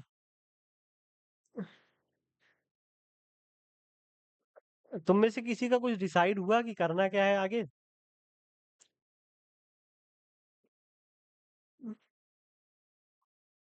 हाँ, ये मेरा डिसाइड हुआ है। क्या डिसाइड हुआ है? ऐप डेवलपमेंट करना है। ऐप डेवलपमेंट करना है, बहुत अच्छे। तुम जल्दी जल्दी ऐप डेवलपमेंट सीखो, स्टूडेंट सीनियर का ऐप बनाओ इंशाल्लाह बहुत जल्दी। आप इंशाल्लाह। भी सिखाइएगा ठीक है हमको। ऐप डेवलपमेंट हमको खुद ही नहीं आता, हम खुद ना स्टूडेंट सीनियर का ऐप बना लिए होते। आपका। हमने देखो जुगाड़ लगाया है, हाँ भाई। हमने हाँ वेबसाइट बनाई है, स्टूडेंट सीनियर की वेबसाइट जो है, उसको जुगाड़ हाँ। लगा के बबल रैप एक होता है, उसको ऐप में कन्वर्ट किया है। सब वेबसाइट से जो ऐप में कन्वर्ट हो जाता है उसी से। हाँ सोचो, खुद आता तो हम ना बना लेते, कन्वर्ट करने हाँ की वही जरूरत चीज पड़ती। है। अरे हाँ कोई हाँ। बात नहीं, इंशाल्लाह आपके साथ मिलके ऐप भी कंप्लीट कर दिया जाएगा। हाँ, ऐप बनाना कोई हार्ड काम नहीं है। देखो अब तुम जावा स्क्रिप्ट सीख लोगे ना, तो जावा स्क्रिप्ट और रिएक्ट का एक फ्रेमवर्क आता है एक्सपो, बहुत नया फ्रेमवर्क आया, बहुत ट्रेंडिंग में है। वेब डेवलपमेंट जिसको आता है वो एक्सपो सीख लेगा आराम से, उसको 5 दिन लगेगा और इससे ऐप बना सकता है। बड़ी बड़ी कंपनीज के ऐप आजकल इसी से बनते हैं, एक्सपो से। पूरा रिएक्ट नेटिव का फ्रेमवर्क है ये। देखो पिज्जा हट भी इसी से बना हुआ है, एक्सपो से। पिज्जा हट की वेबसाइट, कोड इन सब अकेडमी, में कैमियो, है ना? तो कोई हार्ड काम नहीं है वो, आराम से हो जाएगा। तुम बहुत अच्छे वेब डेवलपर बनना चाहते हो तो तुम पढ़ो जावा, जावा नहीं, कॉटलिन पढ़ो, फ्लटर पढ़ सकते हो, और बहुत सारे फ्रेमवर्क होते हैं। पर रिएक्ट नेटिव और एक्सपो आजकल बहुत ट्रेंडिंग में चल रहा है। क्यों ट्रेंडिंग में चल रहा है? क्योंकि जावा स्क्रिप्ट तो हो जा रहा है, और जावा स्क्रिप्ट एक ऐसी लैंग्वेज है जो मतलब तुम्हें इंडिपेंडेंट बना देती है। मतलब तुम उससे iOS डेवलप, मतलब कोई भी डेवलपमेंट कर सकते हो, लैपटॉप का भी डेवलपमेंट कर सकते हो, विंडोज का भी, और मतलब कि अपने वेब डेवलपमेंट तो कर ही सकते हो। इसलिए जैसे तुम जावा स्क्रिप्ट डेवलपर को कंपनी इसीलिए हायर कर लेती हैं क्योंकि उनका ट्रांजिशन कराना आसान होता है। जैसे उनको मान लो मिल गया ऐप डेवलपमेंट का प्रोजेक्ट, तो तुरंत जावा स्क्रिप्ट वाले से बोल देंगे कि भाई तुम एक्सपो पढ़ के आओ, वो जाएगा 10 दिन में एक्सपो पढ़ के चला जाएगा, कर लेगा। आप जैसे मुझे कहा जाए कि मुझे ऐप बनाना है, तो मुझे 10 दिन से ज्यादा नहीं लगेगा एक्सपो पढ़ने में या कोई फ्रेमवर्क पढ़ने में। मैं 10 दिन पढ़ के आऊंगा, पूरा ऐप बना दूंगा, क्योंकि मुझे बेसिक फंडा क्लियर है, बेसिक सीधे पता है कि क्या क्या क्या कैसे होता है। तो अपने आप को सीमित मत रखो कोई चीज में कि मुझे यही करना है। बस अपने आप को ऐसा बनाओ कि तुम्हें जो मिले वो कर लो। तुम्हें पहाड़ तोड़ने को दिया जाए, पहाड़ तोड़ लो। मेरा कहने का मतलब असली वाला पहाड़ नहीं, मतलब तुम्हें एआई का प्रोजेक्ट दिया जाए वो भी कर लो, ऐप डेवलपमेंट का प्रोजेक्ट दिया जाए वो भी कर लो, वेबसाइट डेवलपमेंट का प्रोजेक्ट दिया जाए वो भी कर लो। खुद को इतना कैपेबल बनाओ। आजकल के दिन में यही इसी में चल पाओगे। और इतना कैपेबल खुद को बनाना कैसे है? सिंपली कोई भी एक चीज में मास्टर कर लो, कोई भी एक चीज में। और एक चीज में मास्टर करके खुद को इसी पे सीमित मत रखो कि मैं नहीं, मैं यही कर सकता हूँ, मैं किसी चीज में हाथ नहीं लगाऊंगा। तुम्हें प्रोजेक्ट मिले कोई और चीज का, ट्राई करो, बनाओ उसको, देखो क्या होता है उसमें, कैसे ना कैसे करके होगा। तुरंत देखो यूट्यूब वीडियो, तुरंत उसको अप्लाई करो। पाइथन किस लिए रहता है? पाइथन सबसे अच्छा होता है मशीन लर्निंग के लिए, क्योंकि पाइथन थोड़ा सा मतलब लेस टाइप है ना, सेफ्टी उसमें कम है, बहुत ज्यादा सेमी कॉलन वगैरह इस अदर चीजों का इशू नहीं होता है। तो मशीन लर्निंग वगैरह में बहुत सारे उसको रिच रिसोर्सेज हैं, तो पाइथन सबसे ज्यादा यूज होती है मशीन लर्निंग में। मशीन लर्निंग में मोस्टली पाइथन ही और लोग यूज कर रहे हैं, ऑलमोस्ट 90%। बहुत रिच इकोसिस्टम उसका बन गया है। बहुत अच्छे। तुम ऐप डेवलपमेंट से जाना चाहते हो? ऐप डेवलपमेंट में आजकल कोई नहीं जा रहा है, तो फीचर तो ठीक ठाक है, बढ़िया है। सब ये जैसे जो एंड्रॉयड और iOS दोनों ऐप को डेवलप करता है उसको क्या बोलते हैं, नेटिव डेवलपर ना। हाँ हाँ, वही तो मैं बता रहा हूँ, एक्सपो जो आया है ना, एक्सपो की जानते हो खास बात अच्छा। क्या है? एक्सपो तीनों डेवलप कर देता है। तुम एक कोड लिखोगे वो अच्छा। वेबसाइट भी बना के दे देगा, और ऐप भी बना देगा iOS और एंड्रॉइड भी बना के दे देगा। एक्सपो की यही खास बात है, इसीलिए लोग आजकल एक्सपो यूज कर रहे हैं ना। रिएक्ट नेटिव दो बना के देता है, iOS और एंड्रॉइड, वेबसाइट नहीं बना के देता। लेकिन रिएक्ट नेटिव का ही फ्रेमवर्क, मतलब उसी के टॉप पे बना है एक्सपो, वो तीनों बना के दे देता है। अगर तुम वेबसाइट डेवलपमेंट जान जाओगे अच्छे से, तो एक्सपो बनाने में तुम्हें एक्सपो सीखने में भी तुम्हें मैक्सिमम 10 दिन लगेगा। ठीक है, तो एक्सपो से तुम ऐप बनाना, एक्सपो को मास्टर कर लो, बहुत सारी जॉब है एक्सपो में यार। भैया मतलब उसके लिए कौन सा लैपटॉप बेस्ट रहेगा, विंडोज का या फिर मैक? मैक अगर करोगे तो मैक मतलब विंडोज बेस्ट है। एंड्रॉइड विंडोज डेवलपमेंट बेस्ट है। विंडोज बेस्ट है, हालांकि उसमें भी नहीं चलेगा, मतलब हमको एंड्रॉइड दोनों स्टूडियो करना उसमें भी है, आता है। जैसे हमको दोनों करना है, जो एंड्रॉयड और आईओएस दोनों बनाते हैं ना, तब मैक ले लो। तो उसके लिए मैक बढ़िया रहेगा।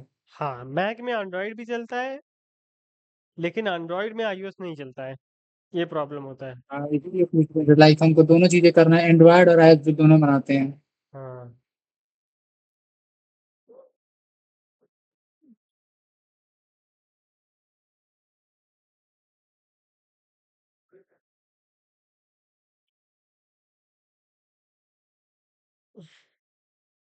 और किसी को सब कुछ ये जैसे डिसाइड हुआ? यहाँ, हाँ, जैसे भी बोलो बोलो। आजकल होता है ना कि बहुत सारा एआई वगैरह आ गया है, लाइक हम्म, हम लोग को उसको कोई प्रॉम्प्ट देते हैं तो कोड लिख के दे देता है। लाइक हम्म। ऐप वगैरह भी बनने लगा है बहुत सारा, छोटा नॉर्मल ऐप वगैरह। तो लाइक उस सब से कैसे डील करें, क्या उनसे सीखें, कैसे करें? अच्छा, तो मुझे ये बताओ, अगर मैं तुमको अभी सवाल देता हूँ, कोई एक सवाल देता हूँ, नॉर्मल कोई भी थ्योरी सवाल है, तुम क्या करोगे उसका? मैं तुमसे बोलता हूँ कि उस सवाल का मुझे जवाब चाहिए, क्या करोगे हाँ तुम? मैं तुमसे बोलता हूँ व्हाट इज सीएसएस, है ना? हाँ, तुम्हें अगर नहीं हमको आता, आता होगा तो नहीं अच्छा आता नहीं तुम्हें आता मान है। लो, तुम्हें नहीं आता है हाँ मान लो, तुम क्या करोगे? हाँ। ऑनलाइन वगैरह की, ऑनलाइन जैसे देखेंगे चैट जीपीटी वगैरह, गूगल वगैरह यूज करेंगे, उस सबसे देखेंगे, या फिर टीचर्स वगैरह से पूछेंगे। चैट जीपीटी से पूछोगे, चैट जीपीटी तुम्हें तुरंत दे देगा, है ना? हाँ तुम मुझे जवाब वही दे चीज दोगे। है। हम्म। बैक टू 10 साल पहले हम जाते हैं, 10 साल पहले जब चैट जीपीटी नहीं था, तब मैं तुमसे पूछता हाँ व्हाट इज सीएसएस, तब तुम क्या करते? खोजते या टीचर के पास जाते जो जानता गूगल, है, दो ही पहले ऑप्शन। गूगल करते, 10 साल पहले गूगल था, अच्छा ठीक है? हाँ उससे दस हाँ साल हाँ पहले हाँ। जाओ, जब गूगल भी नहीं था, तब क्या करते? तब टीचर टीचर से से बात पूछते, करते हैं और बुक्स किताबें वगैरह में देखते, देखते हैं। किताबें देखते, ठीक है? तीनों चीज में तुम्हें कॉमन क्या हाँ। लगा? तीनों चीज में ये लगा कि मतलब कि टाइम के हिसाब से डेवलप करते गए, जैसे कि पहले बुक्स तीनों, थी, उसके हाँ, बाद से गूगल आया, उसके बाद से आ गया है। जवाब तुम्हें तीनों में मिला, ठीक है? बस तुम्हारी स्पीड बढ़ गई। पहले तुम बुक से जवाब ढूंढे तो तुम्हें पता चला लाइब्रेरी उसके लिए जाना पड़ा, जाके टीचर से पूछना पड़ा, तुम्हें 1-2 दिन लग गए। फिर तुमने गूगल सर्च किया, कोई वेबसाइट खोल के देखा, 5-10 मिनट लग गए। फिर तुम्हारे पास अब चैट जीपीटी आके तुम्हें कितना मिनट लगा? 1 मिनट लगा, ठीक है? तो तीनों में हाँ फर्क क्या था? तुम्हारी स्किल डेवलप हुई, या कहीं पे तुम्हारी स्किल बस नहीं टाइम डेवलप बच हो रहे रही थी, या हैं। कोई दिक्कत हो रहा था? तीनों में फर्क यही है, टाइम का फर्क है ना बस। हाँ और टाइम हमारा टाइम बच का रहा है, फर्क है। मतलब काम बहुत बस, जल्दी हो रहा है, बहुत मतलब कि कम वक्त हाँ, में। हाँ, बस टाइम का फ़र्क होता है एआई से। स्किल पे कोई कोई रियल वैल्यू नहीं प्रोवाइड कर रहा है एआई, कोई भी रियल वैल्यू नहीं प्रोवाइड कर रहा है किसी को। बस वो क्या कर रहा है, हमारी स्पीड को 10x कर दे रहा है। जो काम हम 10 दिन में करते थे, वो 1 दिन में कर रहे हैं। लेकिन काम तो वही कर रहे हैं, पहले भी 10 दिन में हो रहा था, आज 1 दिन में हो रहा है। तो इससे कंपटीशन सिर्फ बढ़ रहा है, स्किल नहीं बढ़ रही है। मतलब लोगों की स्किल नहीं डेवलप हो जा रही है कि मैं सारा का सारा ये काम एआई से करवा ले रहा हूँ। मैं खुद पूरा फुल स्टैक डेवलपर हूँ, लेकिन मैं जब एआई से काम कर रहा हूँ, वेबसाइट बनवाता हूँ, बिल्कुल भी अच्छी वेबसाइट नहीं बनाता एआई। उसको फिर बस मैं क्या करता हूँ, सेम कंपोनेंट मैं अपना उठा के देता हूँ, बोलता हूँ इसको कॉपी करके मुझे ऐसा डिफरेंट कंपोनेंट बना के दे दो। वो बना के दे देता है, उसको मैं सही करता हूँ, बहुत सारी चीजें उसमें चेंजेस करता हूँ, तब अप्लाई करता हूँ। तो मेरी सिर्फ स्पीड बढ़ा दिया एआई। वही कोड आज से मैं 3 साल पहले लिखता था, मुझे बड़ी मेहनत लगती थी, मुझे सब कुछ लिखना पड़ता था, टाइपिंग करना पड़ता था, पूरे हाथ काले पड़ गए यहाँ पे देखो, है ना? तो बहुत सारी चीजें करना पड़ता था। तो वही स्पीड बढ़ाया है। तो एआई का कुछ इतना इम्पैक्ट मुझे अभी तक नहीं लग रहा है, जितना मतलब लोग हाइप बना के रखे हैं। हाइप इसलिए बनाए हैं कि सब लोग लूटना चाहते हैं। जो जो हाइप बनाया है, सबको देख रहे होगे, वही कोर्स निकाल रहा है, या फिर अपना वीडियोस बना रहा है, या कंपनीज खुद हाइप क्रिएट कर रही हैं, क्योंकि गूगल खुद एआई बना रहा है, माइक्रोसॉफ्ट खुद चैट जीपीटी को बैक कर रहा है और अपना कोपायलट खुद बना रहा है। तो वो लोग खुद एआई का इतना हाइप बना रहे हैं, मतलब तुम ये समझो गूगल ने वियो लॉन्च किया, नियो या वीवो वियो ऐसे कुछ नाम है, वीडियो जनरेटर जो है, उसने इतना अच्छा डेमो दिखाया कि ऐसी वीडियो जनरेट होती है, ऐसी वीडियो जनरेट होती है, ये हो जाता है, तुम ऐसे लिखो। अभी तुम जाके इससे वीडियो जनरेट करवाओ, कुछ नहीं देता भाई, उतनी अच्छी नहीं दे पाता। जब तक अनटिल अनलेस तुम उसमें बहुत अच्छी कमांड ना हासिल कर लो, मतलब बहुत अच्छे तुम ना हो जाओ, प्रॉम्प्ट एक्सपर्ट ना देना हो जाओ। पड़ता है ना, हम्म। तो प्रॉम्प्ट मतलब बहुत अच्छा है, अच्छे से एक्सप्लेन करना पड़ता है उसको, तब जाके सही से दे पाता है। हाँ, हाँ हाँ, सही कहा। मतलब तुम और प्रॉम्प्ट तुम कब अच्छे से एक्सप्लेन करोगे, जब तुम खुद उस चीज में एक्सपर्ट रहोगे। जब मैं खुद वेबसाइट डेवलपमेंट या ऐप डेवलपमेंट एक्सपर्ट रहूंगा, तभी मैं अच्छा प्रॉम्प्ट दे पाऊंगा। अगर मुझे पता ही नहीं रहेगा कि सीएसएस में बैकग्राउंड क्या होता है, चीजें क्या होती है, तो मैं उसको प्रॉम्प्ट क्या दूंगा, सिर्फ यही बोलूंगा कि भाई मुझे सीएसएस में एक ऐप बना के दे दो। तो प्रॉम्प्ट भी तुम्हें पता होना चाहिए, कोई चीजें तुम्हें नॉलेज होगी तभी उसके प्रॉम्प्ट अच्छे से पता होंगे। ठीक है। तो एआई सिर्फ स्पीड बढ़ा रहा है, तुम एआई का यूज करके अपनी स्पीड बढ़ा सकते हो। अभी मत यूज करो एआई को, अभी अपने खुद से कोडिंग करो, जब सीख जाओगे तब करना, है ना। एआई से कभी डरना मत। ठीक है। बस एआई का वही प्रॉब्लम है कि स्पीड बढ़ा दे रहा है। जैसे मतलब कंपनीज क्या करती हैं, मैं कंपनी में काम कर रहा हूँ, पहले कंपनीज 30 लोगों को रखती थी, सब लोग 10-10 दिन में अपना काम करते थे। अब एआई आ गया, एक दिन में सब काम करके 9 दिन आराम करते थे। तो कंपनीज कह रही भाई हम तुमको पैसे दे रहे हैं, तुम आराम क्यों कर रहे हो। ठीक है। तो वही पैसे कंपनी से एआई को प्रीमियम ले लेती है और एक एम्प्लॉय को रखती है, 9 एम्प्लॉय को निकाल देती है। तो जो एम्प्लॉय हाँ, सबसे तो टॉप होता है उसको रखी रहती है। बाकी एआई ने तो रियल यही वैल्यूज तो नहीं बात प्रोवाइड है। करी है, ये नहीं कर दिया कि उसने वेबसाइट बना दी है या ऐप बना दिया है। एआई ने काम की स्पीड बढ़ा दी है, तो जहाँ पे 10 एम्प्लॉय चाहिए होती थे, वहां पे एक ही एम्प्लॉय चाहिए होता है। जैसे मैं मान लो सीनियर डेवलपर हूँ, तो पहले लोग क्या करते थे, प्रोजेक्ट क्रिएट वगैरह करने के लिए जूनियर डेवलपर को हायर कर लेते थे, मतलब इंटर्न हायर कर लेते थे, उनसे छोटे मोटे काम करा लेते थे। आज कोई नहीं कराता, आज सब छोटे मोटे काम एआई से करा लेते हैं कि भाई जल्दी से मुझे ये करके दे दो, है ना। हाँ, ये चीज है। तो एआई ने कंपटीशन बढ़ाया है, टाइम की स्पीड बढ़ा दी है, रियल वैल्यू नहीं प्रोवाइड कर रहा है। मतलब वो अभी भी ऐप बनाने के कैपेबल नहीं है, वेबसाइट बनाने के कैपेबल नहीं है। अगर तुम्हारा नया आइडिया है तब तो बिल्कुल भी नहीं। पुरानी वेबसाइट को तुम क्लोन करना चाह रहे हो, जैसे तुम बोलो कि अमेजन.com को मुझे क्लोन करके दे दो, तब एआई कुछ हद तक तुम्हारी मदद कर सकता है। लेकिन अगर तुम्हारे पास कोई नया आइडिया आया कि मुझे ऐसी ऐसी वेबसाइट बनानी है, तो तुम्हें एआई 5% भी कोड नहीं दे पाएगा, 5% भी नहीं दे पाएगा। तुम्हें खुद से करना पड़ेगा, है ना। लेकिन ये बात ध्यान रहे कि तुम्हें टॉप पे जाना पड़ेगा थोड़ा सा, क्योंकि एआई 9 लोगों हाँ, को निकलवा तो रहा है। ये बात तो हाँ, सच है। मतलब कि इससे यही ना हम लोग को डिसएडवांटेज मिल रहा है कि जहाँ पे पहले हम लोग को कुछ टास्क मिल जाता था जिससे हम लोग एक्सपीरियंस डेवलप होता था। अब वो हम्म। एक्सपीरियंस डेवलप नहीं होगा, वो खुद से करना पड़ेगा। हाँ हाँ, पहले क्या होता था, कंपनीज हायर कर लेती थी फ्रेशर को कि आओ भाई तुम छोटे छोटे ही काम करना, तुम एक्सेल ही बनाना, तुम प्रोजेक्ट इनिशियलाइज ही कर हम्म। देना। अब वो नहीं करती है, क्योंकि सीनियर को ही बोल देती है तुम भाई एआई से जल्दी से करवा लो। कर्सर कोड एडिटर आ गया, वो लोग प्रो प्रो प्रीमियम वर्जन भी दे देते हैं एआई का। प्रीमियम वर्जन और अच्छा काम करता है, और जल्दी से प्रोजेक्ट बना के दे देता है इनिशियलाइज करके। फिर जो बड़ा सीनियर डेवलपर होता है उस पर काम करता रहता है मेन मेन। तो ये चीज होती है। तो इसीलिए तुम्हारा जो रोड मैप होना चाहिए पूरे 4 साल का, यही होना चाहिए कि अच्छे से कोई एक स्किल ले लो, मेनली वेब डेवलपमेंट जरूर पढ़ लो। उसके बाद तुम क्या करो, प्रोजेक्ट बनाओ, कुछ ऐसा प्रोजेक्ट बनाओ जिसे लोग देख के तारीफ जरूर करें। मतलब आइदर वो न्यू प्रोजेक्ट होना चाहिए, या कोई एग्जिस्टिंग प्रोजेक्ट जो पहले से मार्केट में प्रोडक्ट है, उसका एडवांस वर्जन होना चाहिए।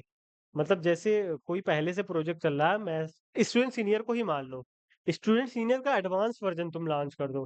कोई मतलब तुम्हारी वेबसाइट अगर लॉन्च होते ही सब तुम्हारी वेबसाइट यूज करने लगे, स्टूडेंट सीनियर को यूज ही ना करे। तो आया तो ऐसा प्रोडक्ट बनाओ जो अल्टरनेट प्रीवियस प्रोजेक्ट के एडवांस हो, या तो नया प्रोजेक्ट बनाओ बिल्कुल जो यूनिक हो, है ना।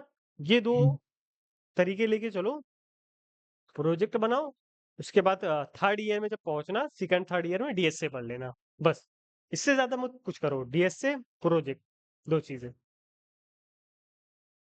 मतलब मेन चीज है इसमें अपना एक्सपीरियंस बनाते रहना है, मतलब कि उस टास्क को कंप्लीट करते रहना है, प्रोजेक्ट बनाते रहना है, और एक्सपीरियंस डेवलप होगा तभी हम लोग को मतलब बेटर, मतलब कि हाँ हाँ, स्कोप प्रोजेक्ट मिलेगा आगे। बनाओगे तो प्रोजेक्ट पे काम करते रहोगे, लोग यूज करेंगे, तो तुम्हें समझ में आएगा कि जब लोग यूज करते हैं तो क्या क्या एरर आते हैं, क्या क्या चीजें होती है, कैसे कंप्लेन आती है, कैसे दिक्कतें होती है। तो प्रोजेक्ट बनाओ, चाहे ऐप डेवलपमेंट में प्रोजेक्ट बनाओ, चाहे वेबसाइट डेवलपमेंट में बनाओ, नो मैटर, बस प्रोजेक्ट होना चाहिए। कंपनीज को ये कोई मैटर नहीं करता कि वो कैसा प्रोजेक्ट बना के ला रहे हो। अगर तुम स्टार्टअप में जाओगे तभी हो सकता है तुमसे पूछा जाए कि यही प्रोजेक्ट बना के लाओ। अच्छा अच्छी कंपनीज में जा रहे हो तो तुम्हें प्रोजेक्ट मांगेंगे, डीएसए मांगेंगे, बस 2 चीजें। सर भैया जैसे कम्युनिकेशन स्किल अपना अच्छा कैसे करें? लाइक इंटरव्यू में बहुत सवाल आते हैं या फिर क्लाइंट मैं वगैरह से भी इन फ्यूचर बात करना पड़ता है, कम्युनिकेशन स्किल अपना भाई इंग्लिश हो गया कम्युनिकेशन और स्किल कम्युनिकेशन हाँ स्किल भैया देखो, उसका एक ही तरीका है यार, इंग्लिश में बातें करो, है ना? हाँ हाँ कोई फॉरेन लड़की वड़की पटा लो। मुश्किल है।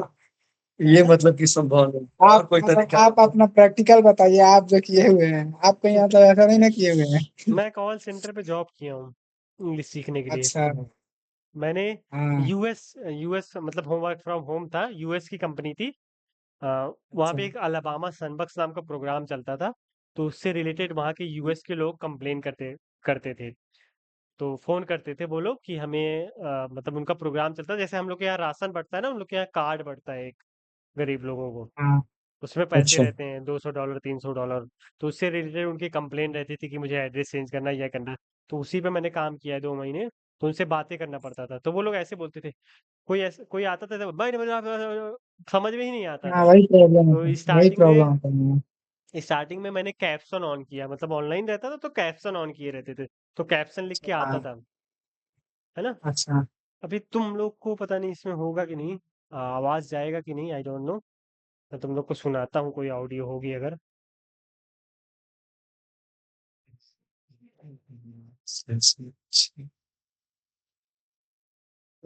हाँ भाई बिल्कुल जेन्युइन डाउट पूछे हो भाई, सवाल तो एकदम दमदार है भाई। यही होता है भाई। क्या चीज? ये देखिए भाई कमेंट डाउट पढ़ पूछा है भाई ये बता, वहाँ। बीटेक में मैथ कैसे अच्छी करें, क्लास में टीचर का बिल्कुल भी समझ नहीं आया था। देखो मैथ अच्छी करने की जरूरत नहीं है यार, मैथ यूट्यूब से टॉपिक्स पढ़ लो, पास होने पर निकाल लो बस। अच्छा भैया ये जैसे एकेडमिक्स और ये हमारा कोडिंग वगैरह करने में प्रॉब्लम हो रहा है, थोड़ा साथ में बैलेंस करने में, मैनेज करने में। कोडिंग तुमको अभी करने को कौन बोल रहा है? मैं तो बोलता हूँ सिर्फ 1 घंटे काम करो, 2 दिन अच्छा हफ्ते में पढ़ो एक्स्ट्रा कॉलेज भी में। करने की जरूरत नहीं है मतलब। नहीं, 1 घंटे दो, 5 दिन का गैप है ना, 2 घंटे दे दो हाँ बस, 1 1 घंटे 2 दिन।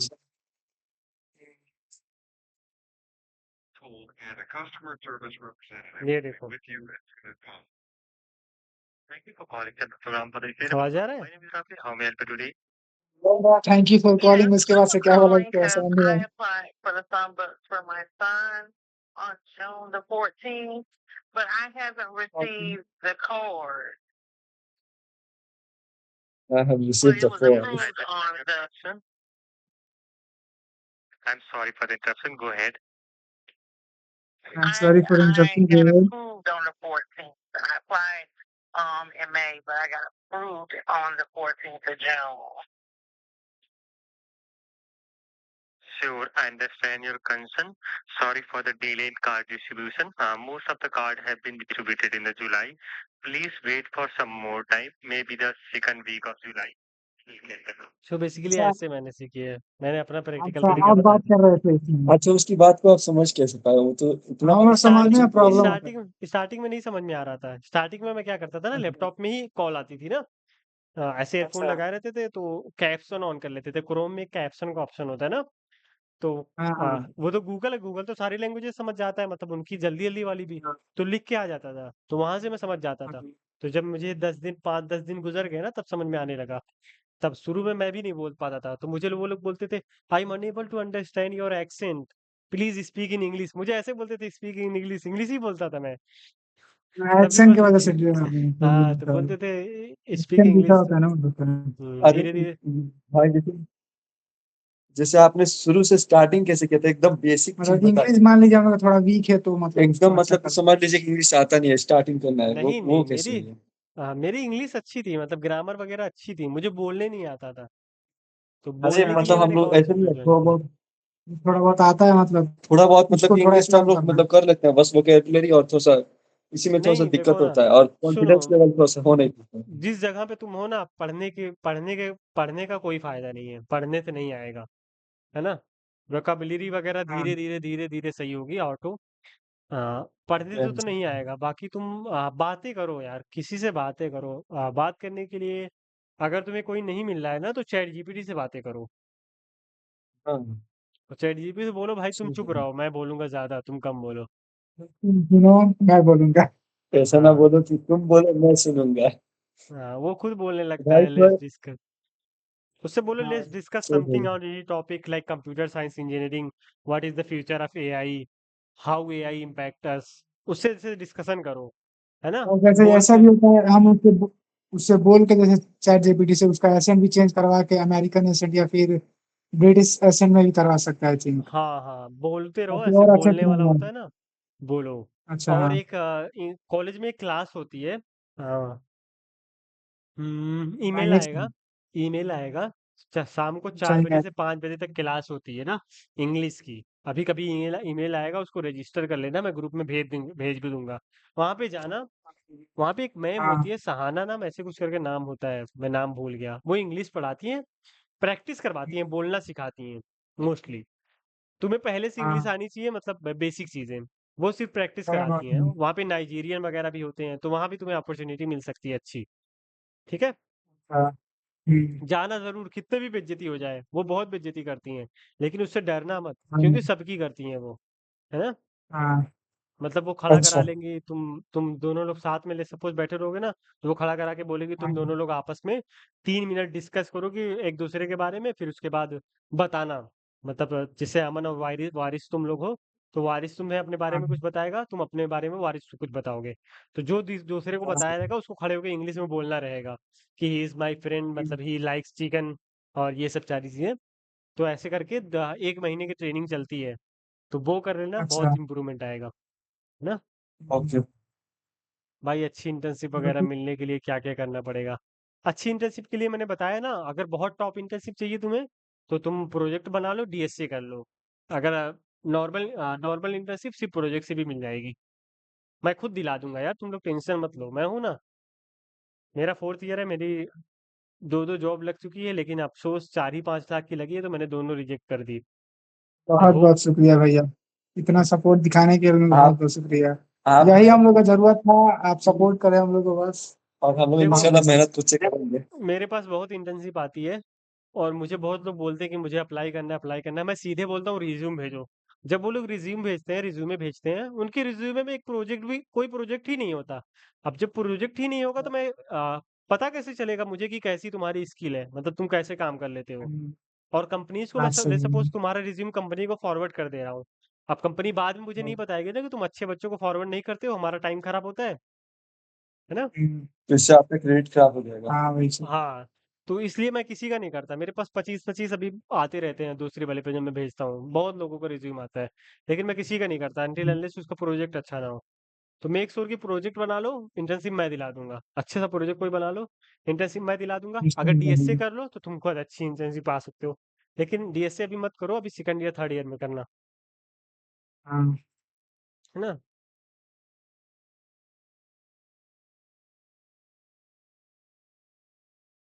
चलिए, जैसे अटेंडेंस वगैरह में सीजीपी वगैरह में ऐड होता है क्या? सीजीपीए में मतलब अटेंडेंस से कोई प्रॉब्लम नहीं ना होता है? नहीं, अटेंडेंस बस 75% रखे रहो।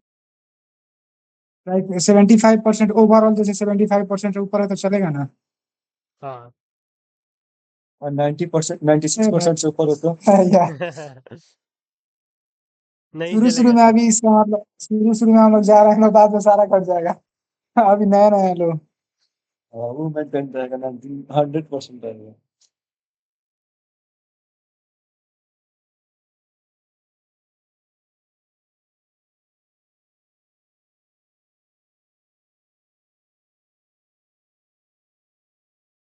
अच्छा भैया, जैसे मैक में कोई जैसे कोडिंग वगैरह करने के लिए कोई अलग से सॉफ्टवेयर वगैरह का चार्ज देना पड़ता है क्या? नहीं तो VS कोड फ्री है। VS कोड फ्री है, बाकी मतलब जैसे हम लोग को ऐप डेवलपमेंट करना है तो उसके लिए सारे टूल्स फ्री आते हैं ना? हाँ, एंड्रॉइड स्टूडियो आता है, फ्री रहता है। वीएस लाइक का उसमें कोई मतलब जैसे बता रहा था कि बहुत सारी चीजों का पैसा उसमें पे ज्यादातर करना पड़ता है, हाँ, उसमें तो ज्यादा सिक्योरिटी ज़्यादा है एक्सपेंसिव ना, पड़ तो जाता है। बल्क वो सब हाँ, ऐप तुम नहीं डाउनलोड कर सकते ना, अदर चीज़ें। अच्छा। मतलब हुमाम हमारे काम तुम्हारे लायक जो चीज़ें वो तो हो जाएँगी ना उसमें? हाँ, हाँ, हो जाएगी, बिल्कुल हो जाएगी। चलिए ठीक है। हुमाम तुम्हारी 70 चल रही है, कोई बात नहीं यार, 70 बहुत है, फर्स्ट ईयर वाले डिटेन नहीं होते। अच्छी इंटर्नशिप के लिए प्रोजेक्ट ज़रूरी है, चाहे कोई भी चीज़ में हो, इट डज़न्ट मैटर। चाहे ऐप में हो, चाहे मशीन लर्निंग में हो, चाहे सी में हो, जो तुम्हारा मन करे। अच्छा आइए प्रोजेक्ट आपका 70% अटेंडेंस है, आप हम लोगों में से थोड़ा-थोड़ा अटेंडेंस ले लीजिए, थोड़ा नहीं, मेरे में 90 से से ज़्यादा है। 10% ज़्यादा ले लीजिए, यार 96% है। मुझे भी अटेंडेंस दे दो यार तुम लोग। थोड़ा-थोड़ा मेरे में से ले लीजिए भाई, ज़्यादा हो गया है। मेरा ना अरे यार, मैं देख रहे हो एकदम मेंटेन करके चल रहा हूँ, हाँ, ना इससे आगे ना एकदम पीछे। कैलकुलेट कैलकुलेट करके 75% चलते है ना हैं। भाई? आपका बढ़िया पूरा और कैलकुलेट सुनिए ना, करके। जैसे कि हमने क्लास में मतलब कि हमने अभी तक एक भी क्लासेस नहीं ये छोड़ी है, ठीक है? 100% है इसका। बट मेरा 2 क्लासेस में एब्सेंट लगा दिया गया है, 96% कर दिया गया है। वो टीचर भूल के लगा देते हैं, कोई इशू नहीं है यार। अटेंडेंस 100% अटेंडेंस का अवार्ड थोड़ी मिलता है, छोड़ दो। हाँ, वही है। बात सही है। मेरे में एक टीचर 20 क्लास की अटेंडेंस लगाए, एक को क्लास लिए नहीं है, 13 अटेंडेंस दिए हैं मुझे। अब मैं जाके उनसे क्या बोलूँ, सर आप खुद क्लास नहीं लेते, अटेंडेंस काटते हैं। क्योंकि बस वो 13 तो दिए ना, आगे भी देंगे। वन काय कर दे अभी तुम लोग थोड़ा सा फर्स्ट ईयर में झेल लो, उसके बाद सेकंड ईयर में तो मजे मजे हैं। हाँ, इंशाअल्लाह। सेकंड ईयर में आपके साथ करेंगे। बाकी थोड़ा सा साइड में ऐसी कोडिंग करते रहो, जो तुम लोग अभी स्टार्ट करती है। HTML CSS मैंने सेकंड ईयर में किया था, हाँ, बहुत सारे ताकि लोग हम वही लोग करते हैं आपको भी पर। अच्छा लगेगा। आपको जो प्रॉब्लम हो रहा तो था वो आप हम हम लोग लोग को नहीं, सपोर्ट कर रहे हैं आप आपकी, हम लोग सपोर्ट करके प्रॉब्लम हम वो लोग ना अपना हो। मिस कर दे रहे हैं। हाँ, हाँ, तुम वही लोग टेंशन चीज़। मत लो, तुम लोग को फ्री, तुम लोग बढ़िया से टॉप करो, तुम लोग को अगला बैच फ्री मिलेगा मनी स्टैक वाला। इंशाअल्लाह, इंशाल्लाह भाई। पूरा कोशिश है भैया। वेब डिजाइन लैब चल रहा होगा ना, हाँ, अभी HTML चल रहा है उसमें। हो जाता है सब हमारा कुछ। जो हाँ, वो तो बहुत ईज़ी लगता है, बहुत बस ईज़ी मैं लगता भी है। बात ऑलरेडी करते यहाँ रहते से हैं, हम लोग हम पढ़ के बातें जाते करते हैं, बहुत ईज़ी हाँ, पड़ता है। देखो 2 पीरियड होता है, उसी में जाके प्रैक्टिस कर लिया करो। हाँ, उसी में हम प्रैक्टिस कर लेते क्या हैं। हुमाम सेकंड ईयर में मजे इसलिए है ना, सेकंड ईयर में तुम लोग को CS के टीचर सिर्फ मिलेंगे। अभी तुम लोग को अदर ब्रांचेस के टीचर मिल जाते हैं, जो एक नंबर के खड़ूस हैं, सब के सब चूतिए हैं, मैं बोलूंगा। हाँ, अभी सही बोल रहे हैं। एकदम सही बोल ऐसा लगता है उन लोग को पढ़ाने का मन ही नहीं है, बस ऐसे ही आए हैं, टाइम अपना काट के हाँ, निकल रहे हैं। सबसे खराब फैकल्टी उसमें फिजिक्स की है, मतलब उसमें फिजिक्स में 8 टीचर है टोटल, 7 8, 7 के 7 हाँ। 8, आठों के आठों हरामी है, बहुत हरामी है सबके सब। अरे अरे मेरे क्लास वाले हैं तो सीधा कहते हैं मौत तो आनी है, आ जाए बाकी चाहे कर लाए। तुम CS में आओगे ना, तो CS में सारे टीचर बहुत अच्छे हैं, मतलब उनको खुद नहीं आता, तो छोटी तुम लोग खुद होंगे, उनको हाँ। पढ़ा दोगे पट्टी। अच्छा। ये बहुत अच्छी बात की है भैया। हाँ, टीचर को पढ़ाएंगे हम लोग। यहाँ पे लगता भी है जैसे ऐसे भी है कि कोई कोई भी मतलब यहीं से पढ़ के पास आउट होके यहीं पे लग रहा है पढ़ा रहा है। हाँ, most of the Akbar sir है, उस्मान सर है, बहुत सारे टीचर लाइक यहीं से हमारी पढ़ा रहे हैं। लैंग्वेज की भी टीचर जैसी ही लगती है, लैंग्वेज की टीचर है, लगता है कि मतलब यहीं से पढ़ी यहीं से पढ़ा रही है। बाबू मेरे करेक्ट। में लैंग्वेज की टीचर बहुत खत्म है, नमाज पढ़ाते हैं ऐसे ही। हाँ, चलो ठीक है, मैं चलता हूँ। ठीक है ये भाई, हाँ, ठीक है, बात भाई बात मैंने होती सुना है, हमारे कोई बात फिजिक्स वाले जो टीचर है वो ज्यादातर बच्चों को फेल कर देते हैं। हाँ साले फिजिक्स वाले बहुत हरामी है, बहुत फेल करते हैं। फिजिक्स में अच्छे से पढ़ के नहीं। जाना। चलिए कोई बात नहीं भाई, आप फेल करेगा तो बैग पकड़ के बैठे नहीं। ठीक है भैया, कोई बात नहीं, बहुत ठीक है, बहुत शुक्रिया इतना बाय टाइम बाय। देने के लिए हम लोग को। अल्लाह बाय बाय, हाफिज। अस्सलाम वालेकुम। अस्सलाम वालेकुम। वालेकुम अस्सलाम। अस्सलाम वालेकुम।